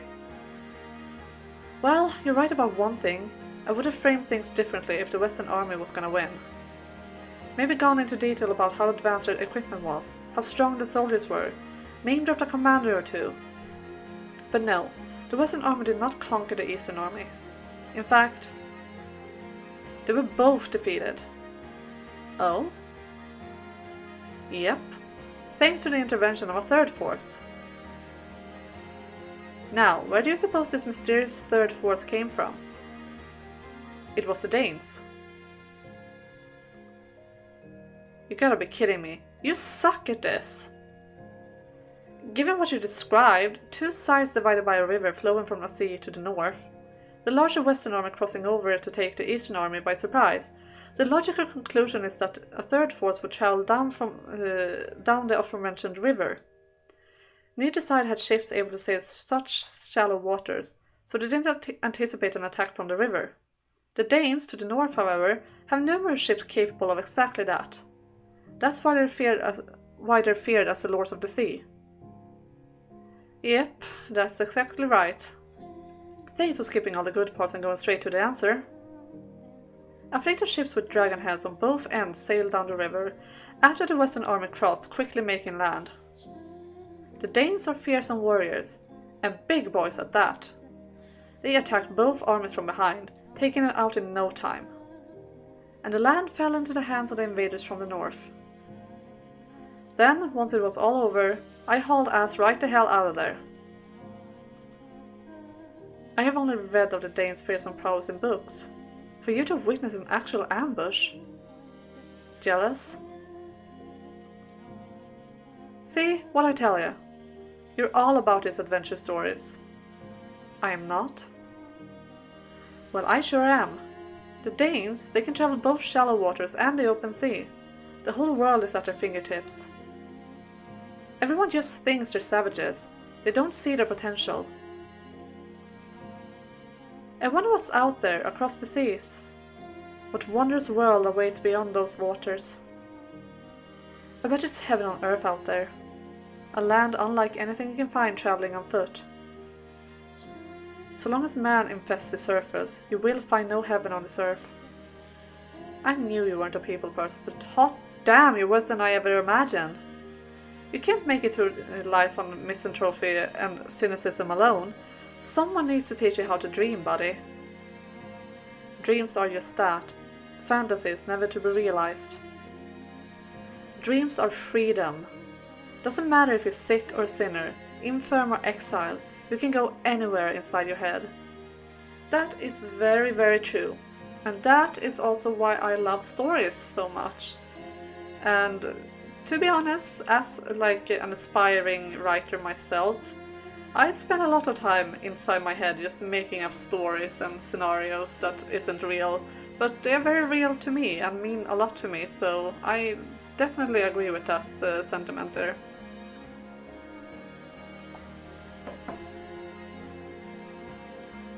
You have complete and absolute freedom in your dreams. All empty hopes and dreams do is erode the spirit. I gave up on mine for a reason. If I were in good health, I could have asked the Danes to take me on one of their longships. Bring me somewhere far, far away from here. A place where everyone's equal. No poor and no rich to oppress them. No one being judged for the looks or their family they were born into.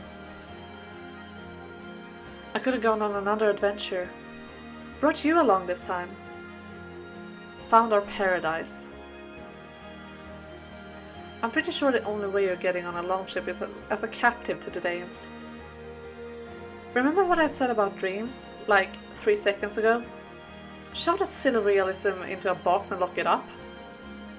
You can dream whatever sort of crazy, outrageous nonsense you... Imian? Don't worry about...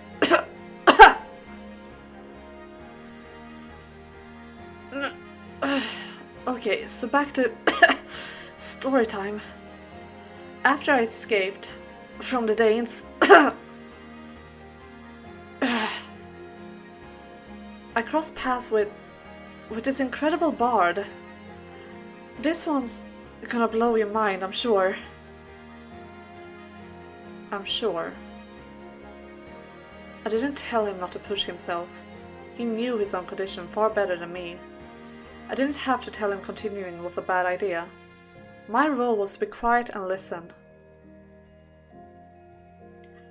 Imian then sung for me a song he supposedly learned from the bard. I could sing way better than this back then, he said with a strained laugh before beginning the raspy ballad. Every note melted into a sort of indistinct flat buzz, but it was still somewhat pleasant to listen to, perhaps because I can imagine what his voice may have sounded like in his prime. A bright, optimistic, unwavering, powerful voice. All the more enchanting because it existed only in my imagination. As I listened to him sing, so much that I kept sealed away slowly crept back to the surface. I felt like I was being whisked away into a far distant world. By the tales of his exploits and the bard's song. But Imian, his hand held out, waiting to take mine. The words, "Let's set off to a new world, buddy," on his lips. But his time on this earth was drawing to a close. Those fantasies fated to fade into nothing.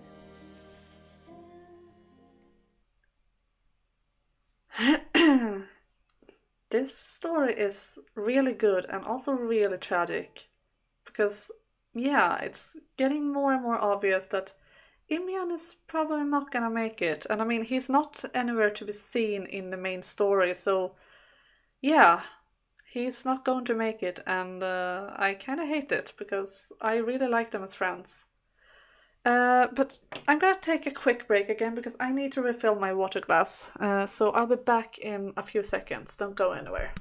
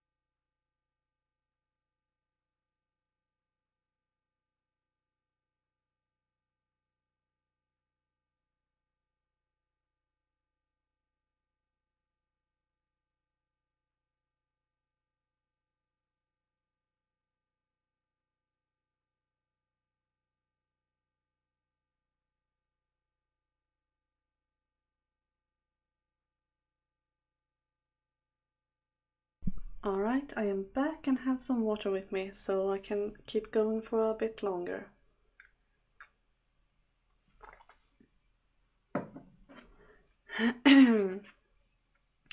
You aren't seriously going to make friends with him, are you? I thought you were better than that. Or do you think you get something out of this? Well, you're sorely mistaken. You've forgotten what you truly are, and gotten it into your head you can be equals with him. Your heart brims with blight. Yet here you are, grasping at companionship, knowing full well it's but a fleeting illusion. What do you have to gain from forging a friendship with him? Already tired of me, are you, my dear? Very well, I shall take my leave. Despite what they may say, I'm a very kind-hearted girl. To those whose fates are sealed, that is. I pray you're blessed with wonderful dreams tonight. That night I had a dream. Not a nightmare, nor a dream of the past. A warm, pleasant, slightly bittersweet dream. I hadn't had one like this in quite some time. An endless field stretched out before us. This is interesting. This is very interesting. Hang on, I just gotta check something real quick. Okay, yeah. I find this very interesting because it sort of reminds me of the ending to A Requiem for Innocence, where like Jacopo is dreaming about being on that field with Morgana. I do like this similarities that we see throughout the stories. It's so good. An endless field stretched out before us. We pushed our way through the sea of waist-high grass, pressing onward toward the ever-distant horizon. A spring breeze whisked past, caressing my cheek. At my side stood a man, beaming as bright as the sun. He had hair of deep scarlet, like the color of the setting sun. His eyes were unflinching, his lips showing his strong resolve. His chest was smooth and muscular, and he had a musky scent. It was my first time seeing his face, but I knew exactly who he was. Not much further now. The man spoke. Our paradise is just up ahead. His lips curled up. It was a smile that might look condescending on any other face, but on his, it seemed perfectly natural, not a trace of disdain. In fact, anything but a cocky smirk would have seemed out of place, which made the reality that much more bitter. Here on the other side of the sea, in this beautiful land, no one will think less of us for anything. If someone happens to find out about you, no one's gonna make a big deal out of it. And no one's gonna be afraid of my disease. I was well aware of the fact that it was a dream, and I thought it a rather cruel one. Imian was right. I did love adventure stories, and I did want to go on one of my own. This was the very thing I'd wished for since I was a child. Two men setting out together, free from obligations, on a journey to see the world. Exploring the unknown and sharing that experience with a dear friend. But it could never happen. Not so long as I was who I was. And not so long as Imian was sick and on the verge of death. It was a dream we would never make come true, no matter how badly we wanted it, no matter how hard we fought for it. It wasn't an entirely impossible dream, though. There was one part of it that could become reality. The two of us becoming friends. There was probably enough time before he died for me to get close enough to tell him how I really felt. That I just wanted a friend. That I wanted to be able to laugh and frown and get upset like an ordinary guy. Like him. There may be time, but that's not enough. I had spent too much of my life isolated. I had almost irreversibly adapted to the solitude. Breaking through that shell would be no easy task, especially not with my unspeakable secret hovering over me. The very fact of my nature, which had transformed me from the namesake of an angel into an abominable demon that didn't deserve to live. Something I couldn't tell anyone, couldn't let anyone find out. Which meant that a normal friendship was impossible for me to form. And I knew that far too well.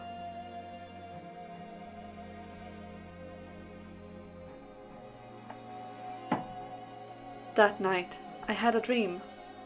Not a nightmare nor a dream of the past. A warm, pleasant, slightly bittersweet dream. I hadn't had one like this in quite some time. I wonder if Morgana is making them have this dream. Because she said she is a kind-hearted girl, and she is. She really is. She's putting on this facade of being the cold-hearted evil witch, but she does care. And I wonder if she has seen their friendship blossom and tries to do a last nice thing for their friendship, sort of. It's what I'm guessing. An endless field stretched out before us. We pushed our way through the sea of waist-high grass, pressing onward toward the ever-distant horizon. A spring breeze whisked past, caressing my cheek. At my side stood a man with a somewhat forlorn look on his face. He had long, silver hair that fluttered in the wind. A darkness was visible beneath the pale red of his eyes, and his lips were furled into a half scowl. He was tall enough that I had to look up at him. The man furrowed his brow, as if as if to scorn the shining sun for daring to be brighter than the candlelight he was used to. It was my first time getting a good look at him. I might have gotten some of the smaller details wrong, but it was still very distinctly the Michelle I knew. I pointed toward the horizon and said, "That's where our paradise awaits." He didn't seem to believe we would actually find anything, but still he joined me on my endless journey with nary a complaint. So all it takes is bringing him into my dreams to drag this cynicism out of him, huh? I thought. Then, with a laugh, I said, "We would make pretty good friends, don't you think?" His eyes swam for a few moments before he finally muttered a response. "Many years ago, I dreamed of having something like that." "You gotta be a little more specific." "Like my two brothers." "Keep going." "Someone I could share anything with, and could do the same with me. Someone who understands me without need of words." The classic image of a friend. Two guys who've always got each other's backs. Michel crossed his arms and turned his head away. He might have been blushed, but I couldn't see for sure. I had mixed feelings, though mostly I was glad to hear he felt that way, and I wanted to make that dream come true. "We'll be just like that. You'll see, buddy." Another breath of wind blew past. I was pretty sure I was smiling.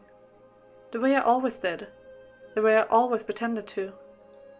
My self-confident, utterly vacuous smirk. If we really got to know each other, there was no way we would ever be friends. True friendship was impossible to achieve between us, and I knew that far too well.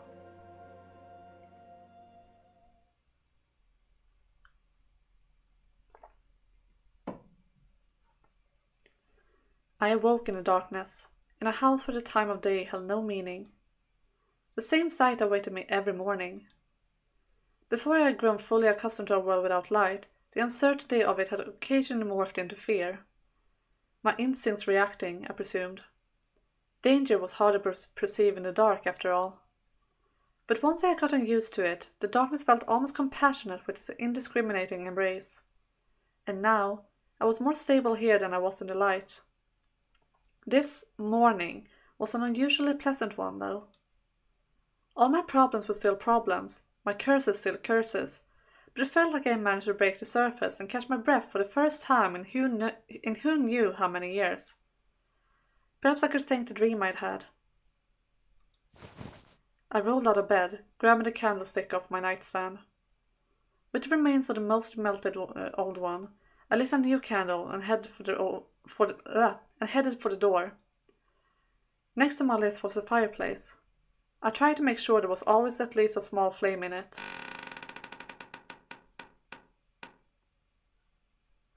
But as soon as I stepped out in the hall... "What are you doing there?" I found myself face to face with Imian. Although that wasn't entirely... my god, I can't read anymore. Although that wasn't an entirely accurate description, as he was slouched against the wall across from my door. "Morning, Michelle." I couldn't help but cringe at the sight of him, still insisting on keeping up his "everything's alright" act. "What are you doing?" "Seems pretty obvious to me." "Well, it isn't to me. You're clearly in no condition to be walking around." "It's come." "What has?" "My time." The light from the candle fluttered about, slightly offset from the trembling on my bony hand. But Imian, he was visibly shaking, enough that I probably could have seen it even without the dim candlelight. Not out of fear or cold, but simply a physiological reaction to his condition. His breath sounded like puffs of wind, the whoosh of a bitter winter morning echoing in the hall. His arms and legs were so atrophied that if I didn't know better, I might think him a small tree withering away in the fierce cold at first glance. My gaze slowly drifted downward, stopping at his splayed arms. Blotches of red were visible on the palms of his hands. "Did you?" coughed that up. I almost reflexively made to draw nearer, but he stopped me after only one step. No, stay back. Don't touch me. You might catch it. We've been living here together, breathing the same air.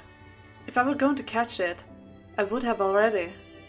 The fact that I haven't shows that it's not an infectious disease. Maybe, maybe not. But either way, you shouldn't touch the blood. You know, as well as I do, that blood is unclean. It carries everything in our bodies, even diseases. You may be able to catch it from the blood, even if you didn't from anything else. So I figured I'd drop on by, say my goodbyes.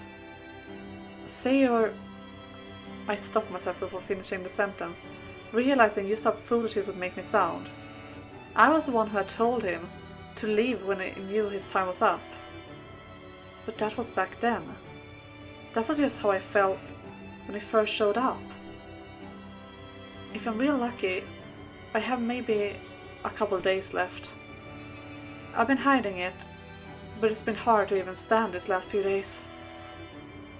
And you did a terrible job of it. Although, I didn't realize we were in quite such a bad shape. Well, I guess I get a passing score on my acting then. How can you laugh about this? I'm in a great mood. That's ridiculous. You can't be... Just drop the act already. It's no act, bud. I'm serious. I'm feeling great. I had a fantastic time. And what better way to show that than with a nice laugh? Looking down on this man laughing as death crept closer, I didn't feel pity or sorrow or anguish. I was angry. My chest clenched and my stomach lurched. Ah, how aggravating. There was something else there too, some other way I could describe it, but I didn't know what the feeling was. I couldn't draw it to the surface. It was aggravating, frustrating, sickening. Those simple negative emotions were what I kept falling back to. I wanted to block it all out. Imion's deteriorating body, that comforting dream, my own circumstances, this dark mansion, the whole world. I had an amazing time here with you. Seriously. Stop it. You're just getting sentimental, letting your emotions cloud your memory. I've done nothing for you. Think about your time before you got sick, when you were with your friends and family. Think about the time you spent traveling. Then you realize how insignificant your time here really was. It was all a lie. What? I was never a traveler. My name isn't even Imion. I never went to the Northlands, and I never saw the Danes. Even what I said about having a ton of friends, all lies. Here's the truth. I look like I came from the slums now, but I was born into a decently upper-class family. My father and brothers all owned several estates. I wasn't traveling when I got sick, but at home.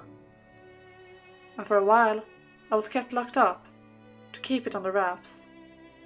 Oh my god, this hurts so bad, oh my, So he and Michelle have a lot more in common than we first thought, oh my god.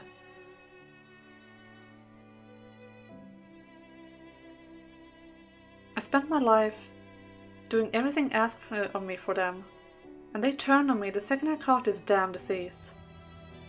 The servants I thought respected me, the brothers I thought loved me, they all wanted nothing to do with me anymore. And before long, they started saying it was punishment for my transgressions, that I was cursed to transform into a hideous monster, because I deserved it. Real swell family, huh? The disease hadn't progressed this far then either, so I still looked, well, half decent at least. A pretty damn good looking guy, if I do say so myself. So I used that to manipulate one of the maidservants into helping me escape. And that's how my life as a nomad really began. So while I was something of a traveler, I was carrying some pretty big luggage along with me. Everywhere I went, I was treated like garbage. The Imian you met, brimming with self-confidence, was all an act. I'm sorry for lying to you. Why? Why'd I pretend to be someone I'm not? Because... No, I don't care about that!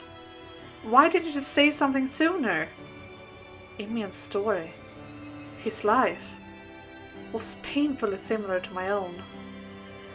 I've been called a demon, mocked and insulted, made out to be a madman, and then locked away where no one could see me. Everyone I had thought to be on my side turned against me. You should have told me! Cracks began to form in the thick shell I had spent so long building around myself. Sharp claws dug their way through the flesh of my heart, which I had thought long since numb. Thick blood seeped from within me. It was absurd. If anyone here was hurting, it was Imian. If I had known... If I had known... Also, this is quite similar to, like, how Michelle and Giselle finally, like, started talking with each other. Like, Michelle is doing that mistake a lot, like, not really listening and not trying to, like, properly communicate with others. And when he finds out the truth, well, in that case with Giselle, it wasn't too late. It led to something beautiful. But in this case, it's too late, and he's about to lose Imian.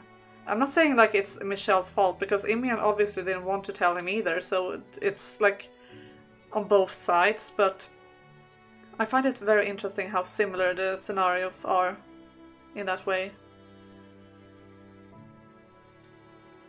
I could have done something? Was that where I was going with this? That I could have told him about my own past, and we could have bonded over our suffering?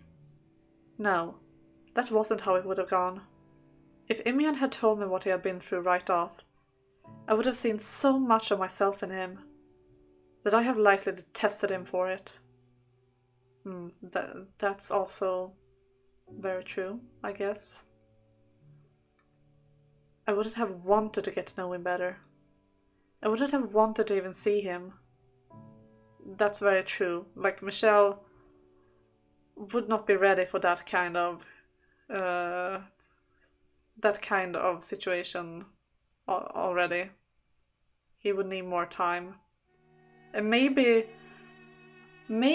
this whole situation with Imian and being so similar to him, and now him, well, dying, what I said, like, warms him up towards Giselle later, because maybe he, like, realizes that when she's, like, screaming in pain, and he realized that, oh shit, what's going on, something is wrong, that he not only remembers, like, his own pain and realize that I realize what this kind of pain is like, but also, like,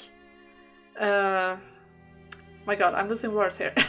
But, like, remembers Imian, and that he wasn't able to have that sort of understanding with him. Maybe. It's what I'm thinking. I wouldn't have wanted to even see him. I suspected pretty early on that you've been through something similar. That you weren't here of your own will. And from your mannerisms, that you came from a noble family. Which is why I didn't want to say anything. I didn't want you to think that was why I was here. I didn't stay because we both led tragic lives. That's not why I found it so comfortable here. Everything about how I presented to you was a facade, which is precisely why I was able to be myself. can't tell you how wonderful it felt for you to accept me for me. I didn't. You didn't have to do anything. That was enough to set me free. I could feel sweat trailing down the back of my neck. I couldn't follow along, couldn't make sense of what he was saying. My heart was wavering, but I couldn't put any of it into words. What were you supposed to say to that? I hadn't the first idea. And with the way I had lived my life, the way I had closed myself off, I never would know. So I wanna thank you. Goodbye, Michelle. Emil let out a long sigh, like his nerves had loosened all at once now that he had said his piece. He then climbed to his feet, using the wall for support, let out a couple muffled coughs, and started off down the hall, leaving me behind. Wait, Emil! The shackles around my spirit were on the verge of coming off. Everything I worked so hard to bury was bubbling to the surface. The man I had killed in order to survive in this empty darkness was being infused with life anew. I was opening myself up. Wait, I lied too. Or, I mean, what I said then isn't true now. I don't want you to leave anymore. I don't care if you only got a few days left. You last longer here than you will out there. So, what? You're gonna take me in and nurse me? Exactly. Emil. It's damn tempting, but no thanks. Why? I'm sorry. Why? The first person I ever met who could have possibly called an equal, a friend, was trying to withdraw from my life. Forever. Something inside me cracked, and something inside me formed anew. Morgana! Morgana! Morgana! I know you're listening! Michelle. Cure him, please! That's enough, Michelle. The witch isn't just a legend. She doesn't have a physical form, but she lives here in this mansion. And she's somewhere nearby, watching everything. Really, it's okay. Believe me. I do believe you. Emil. It's okay. Thank you. Why are you so insistent on leaving? Did you want to talk to the witch? I just think now's the best time to call it quits. But why? I do feel bad about this, for what it's worth. And I'm seriously grateful to you too. That doesn't tell me why. Sorry. I want you to take what you're feeling right now and keep it with you. You... What? Seeing the person in yourself will help you see the person in someone else when you next have that chance. Yeah, that quote right there is what I was like trying to say. This whole interaction will help him in his meeting with Giselle. Because he does not want to lose her the same way that he lost Emil.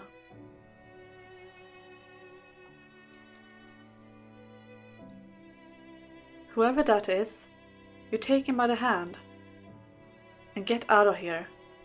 Go somewhere you both want to be. You may not find paradise, but you'll have a life. What on earth are you talking about? Alright, now I'm seriously on my last legs. Can't even fake that I'm okay anymore. Emil. So long. Wait! Michelle. I think we made pretty good friends, don't you? And with that, he marched off down the dark hallway. It was almost unbelievable how sure-footed it seemed compared to only a few moments earlier. And then I realized what it was. His final show of self-confidence. I could have easily caught up to him, but my feet seemed rooted to the ground. Maybe because I knew that even if I stopped him, it wouldn't stop me from losing him. Because anything I did would amount to nothing. I slowly dropped to my knees. The candlestick spilled from my hand, the flame flickering out, a heavy darkness draping the hallway. I covered my face and let out a sharp, bitter groan. He had lived here less than a month. We barely knew each other well enough to call ourselves acquaintances, never mind friends. There was no reason for me to be feeling this emptiness. But telling myself that didn't make the pain go away. The pain of having something dear snatched away from you. A pain I had never, ever wanted to have to experience again. I thought I could hear the witch cackling. Whispering that opening myself up only made me vulnerable. That bringing that dying man into my house was only ever going to leave me feeling all the more lonely. That I always belonged in the darkness, not light.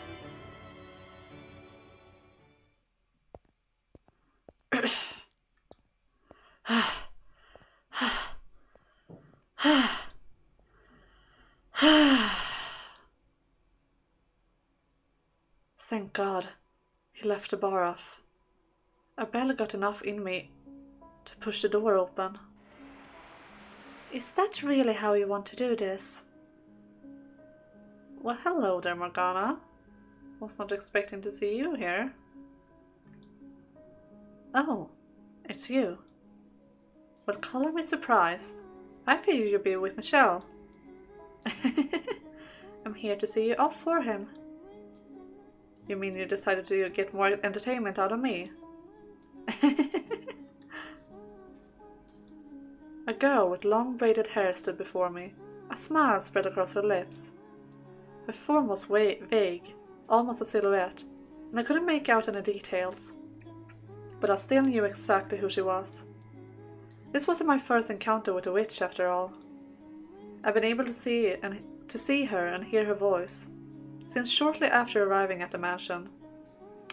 Oh, that's interesting. I wonder if she showed herself to him because he was dying and she knew that he wouldn't cause any real problems, or if she had another reason. Interesting. When I told Michelle that I believed she existed, I wasn't just saying it. I knew. You're quite a seasoned liar, making out like you're coming clean, and then replacing one set of lies with another. You can still go back and make it right. Tell him the truth, and you'll have my wish. Think about it, my dear. Hello, Morgana. Welcome, welcome. Did I lose everything? I don't know. What do you mean? Or do you mean that you missed stuff? Because yeah, we are getting close to the end of this story, I believe. Been going for quite a while. So Imian is about to leave the house and go out and, well, basically die. But welcome to the stream nonetheless. You're very welcome to be here for as long as it will last. Think about it, my dear.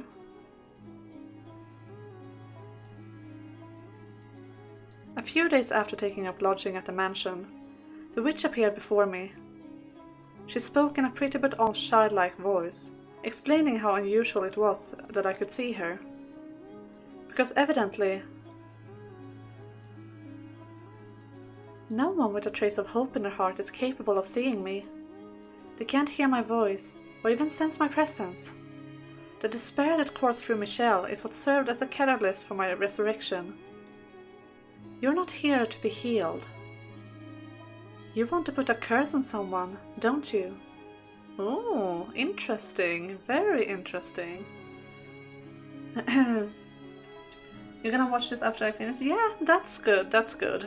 That's the good thing about VODs, that they are uploaded immediately after the stream is finished, so anyone can catch up if they miss something. So that's perfect.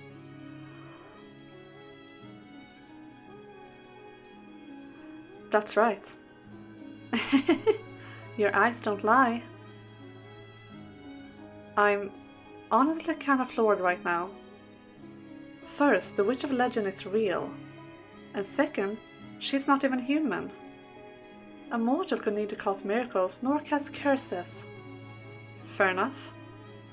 So, how do you know what I really wanted? It was obvious, my dear. All that murky filth swirling beneath your smiling visage. It's like a window directly into your soul. Sounds like there's no hiding anything from you, so I can just drop the act, huh? Tell me you at least can't hear everything I'm thinking. And what if I can? I would appreciate a little bit of privacy. Fear not, my dear. I don't have the ability to read your mind, no. But you should know that the world as you living see it, and the world as I see it, are very different things. Emotions, such as your seething animosity and desire to curse, as well as fragments of your memory, are all laid bare to me. You're gonna play the other side quests? Probably not today, because it is getting kind of late and I'm starting to feel like kind of stiff in my neck, so I feel like if I play more after this, I'm probably gonna hurt a bit. And I think it would take quite a while to get through today, but the next stream, definitely. I plan to finish like the whole game with both the side stories that is to Requiem and also Reincarnation, and then the short stories after that. So yeah, but today we are only doing Assento Dele. I normally wouldn't bother sparing anyone a moment of my time. I have a mission to accomplish, and I would like Michelle to accompany me on the long journey to its completion, so I don't have time to distract myself with anything else. If you were indeed nothing but a needlessly optimistic fool come in search of miracles, I would have done everything in my power to chase you out. So I can assume the fact that I'm still here means you're taking at least something of an interest in me then. Indeed, for you were broken enough to come seeking me. Then I get straight to the point. I want you to curse my family. Oh. Interesting. Like, if... I'm just guessing here that if the story he told Michelle is true, that he had like a similar life to Michelle, that his family basically scorned him when he became sick. I find that very interesting, that he is like the complete opposite of Michelle in that way. Very interesting, very interesting. But it's just 20 minutes to finish the other quest. Reincarnation is like 6 hours to finish everything. Yeah, I did. Here's the thing. Reading everything out loud takes a lot longer time than it does like reading it quietly. So I think it would take more up to an hour. I have been like doing my research on YouTube to see like how long the other parts are, because I was thinking of maybe doing everything today, but this part has taken a lot longer time than I was expecting, and I think that the other parts are going to take longer than they would if you like read it on your own as well. So I think I will have to do it next time, because my voice is going to give out and my body is going to give out as well. So yeah, so we will finish up Requiem next week instead. It's my plan. I want you to curse my family. Every last one of those damn Ooh! Oh my god! Is this Amy's brother? Oh my god! I did not expect that. I have read this once before, but I had completely forgotten about that. That is really cool. Huh. Interesting. Very interesting. Every last one of those damn Castaneers. That's my final wish. The last thing I want from this life. I gave my whole life for my family. Sacrificed everything. And they repay me with derision. Hell, making me into a demon. I'm here, sick and miserable, and no one gives a rat's ass. They need to experience. The living hell I had to endure. I can't go in peace until they have. It would be my pleasure. Wait, seriously? What, do you not believe me? No, I just didn't think it would be that easy. On one condition though. I will offer my sincerest wishes for your family's utter devastation, so long as you offer me something in return. Now that sounds more like the witch I was expecting. So, what do you want from me? My life? A sack of gold? My resources are a bit limited, but let's hear it. Michelle's spirit. Excuse me? I told you I wanted Michelle to accompany me on my journey, but too much of his worldly concerns remain for him to be of any use to me right now. He still racks his mind over trifling dribble. That stone-faced Michelle? He has actual worries? It's all an act. For now, that is. I want you to crush his spirit, transform him into something more fitting for my purposes. And then I will make your wish mine. That sweet voice makes what you're asking all the more frightening. So how do I go about it? Start by using your head, my dear. It was worth a shot. That said, I will give you a hint. You have at your disposal everything you need to become exactly what he desires most. It didn't take long around Michelle to figure out what the witch meant. There was one thing he very clearly sought, and it was something I was, presently, capable of making myself into. I had everything one would need to slip through the cracks in the wall around his heart. This is so interesting and heartbreaking at the same time. Oh my god. So like he didn't try to be friendly, like he was just trying to become his friend in order to get his wish. But then again, I do believe that they actually became friends in the end. Even if he probably don't want to admit it, maybe, but I do think that's the case. It didn't go quite according to plan, but yeah, we'll see. I was on the verge of death. I didn't know a thing about him or his personal life. And I was a man. Michelle seemed to have trust issues when it came to women. He had no interest in a lover or a romantic partner, but a peer, a male friend. I guess Michelle had probably been subjected to countless betrayals over the years. His mother, father, siblings, loved ones, but probably never at the hands of a friend. I doubt that he'd even had a real friend before. So Morgana's proposal was for me to become his friend, and then betray him. There's still time for you to go back in there and reveal everything, to see your wish to fruition. You could even ask for a miracle instead of a curse, to rid what ails you.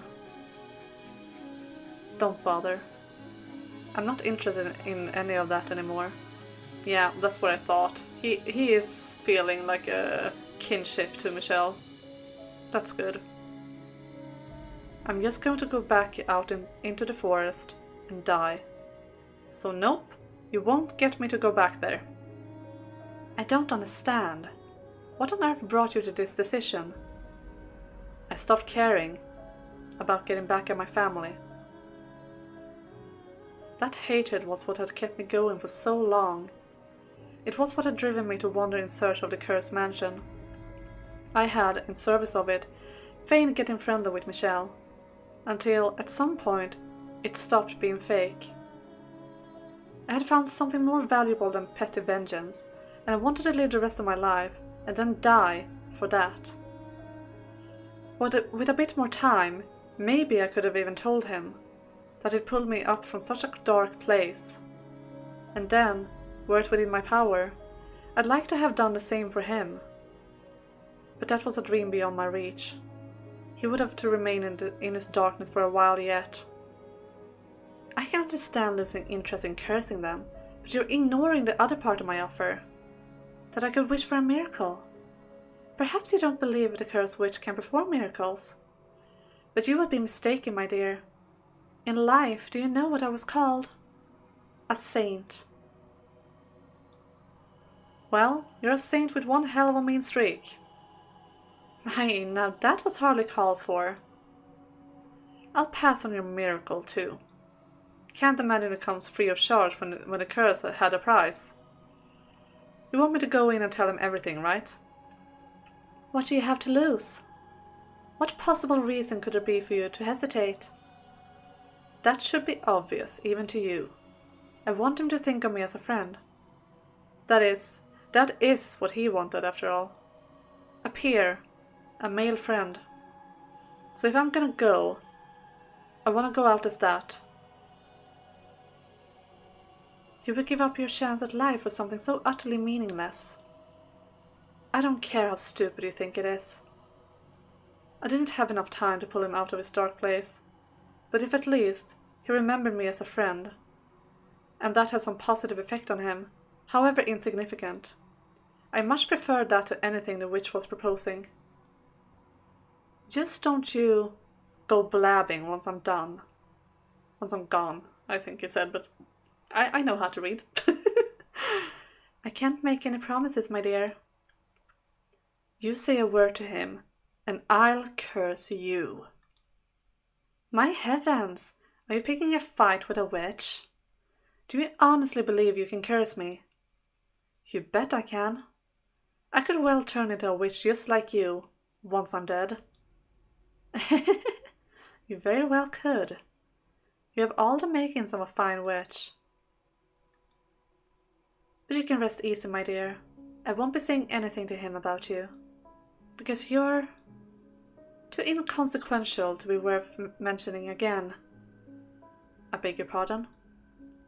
At the end of it all, the only one Michelle truly needs is me. What he wants is a curse, and I am the only one who can provide it. You pretended to be his friend for a few weeks, but in a year's time, that memory will have eroded away into nothing. Your death will amount to nothing. All you did was cast a light on his isolation, and sooner or later, it'll transform it into an inhuman spirit who lives only to spread curses, much like myself. Now that I can say you're wrong about. There's more care and understanding in him than you realize. He hides it, but it's there. Don't fool yourself. The whole world isn't going to bend to your whims, Morgana. There was nothing left that I could do. I couldn't leave any more of a mark on him, nor could I free him from her grip. But someday, someone would appear. Man, woman, friend, lover, it didn't matter. Someone would enter his life, take him by the hand, and lead him out of this cursed mansion. Someone would drag him out of his darkness. Well, you turned out to be quite a disappointment. Everything I once saw in your eyes has been purified away into nothingness. Mark my words, all your hopes will be in vain. And you can watch from the afterlife, helpless as everything I said comes to pass. And I'll be praying from the pearly gates that you're wrong. Well, this is where we part ways then. Farewell, Noemi. Oh, I see, we got a real name.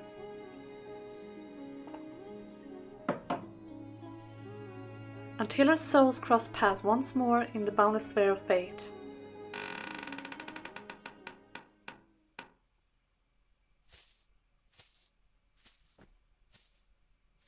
Looks like this is as far as I go. Can't see a damn thing anymore. But hey, it could be worse. I feel like I've been set free. Like all my shackles have been loosed. I found one thing to appreciate about this disease. It gave me the one chance in my life to be myself.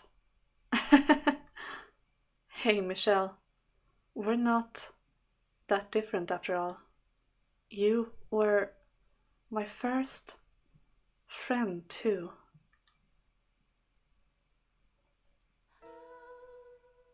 My real name was Noemi Castagnier.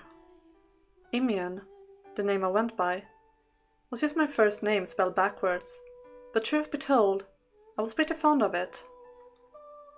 Anything else I might have come up with would have probably given away my gender straight off. Nearly everything I told Michelle was a lie, from claiming I was a guy to the story of my escape. I hadn't used my good looks to trick a maidservant into helping, but instead manipulated a manservant. But looking back on it now, that it was all over, I felt like the fake me, Imian, was more me than the real thing.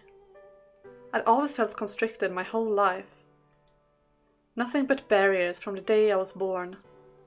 I loved playing music, writing stories, running, riding a horse, swinging a sword, anything that gave me some sort of freedom. But I was only allowed that until I was about 10 years old, at which point my life became training and everything I needed to be married off to some nobleman. Wait a sec. Hang on. Maybe this isn't... So she's a girl, is what I'm getting from this. So maybe she isn't like Amy's sister or anything.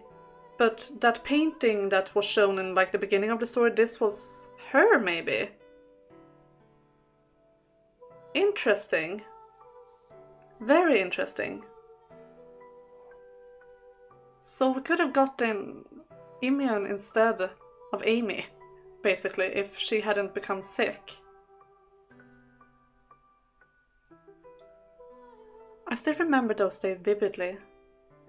Sitting stone still, staring out a window while I had my portrait painted, I caught sight of a large bird taking off to fly north, watching it flap its heavy wings.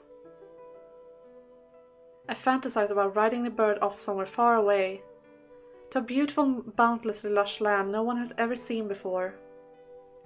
I would found my own nation, and I would be its first citizen. It would be a land without unfair rules and customs. A land where everyone was equal. Man, woman, young, old, a smile on everyone's face. And you would be free to choose who you spent your life with. There would be no nobility, and there would be no slaves. And in this land, I would finally be able to find my true self.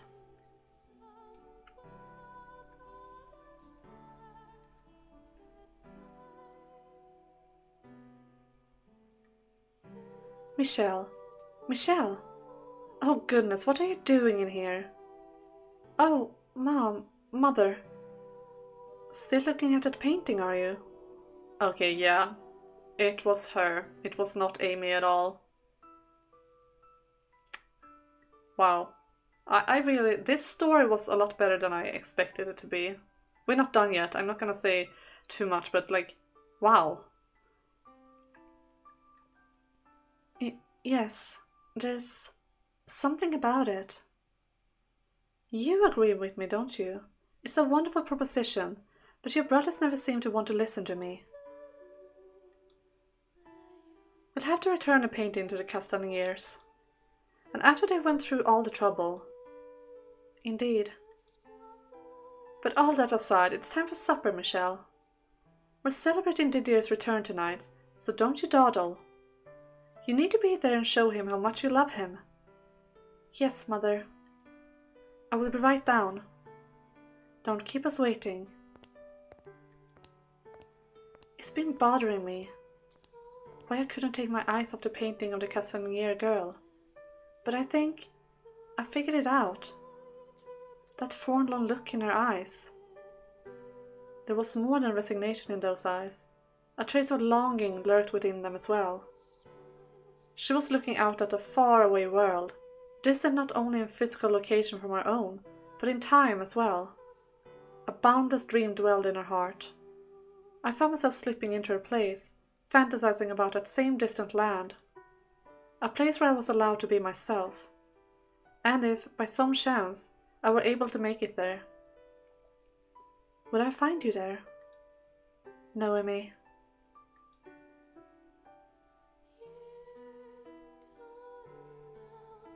I think we made pretty good friends, don't you?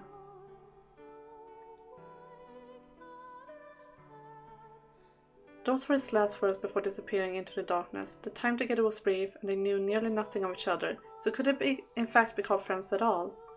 Could you be friends with someone so nearly a stranger you didn't know where they came from, or who they truly were beneath the surface? Had they known though, were they aware of each other's inner selves, never would they have been able to become friends at all. We made pretty good friends. It was precisely because the two knew nothing that they were able to know one another.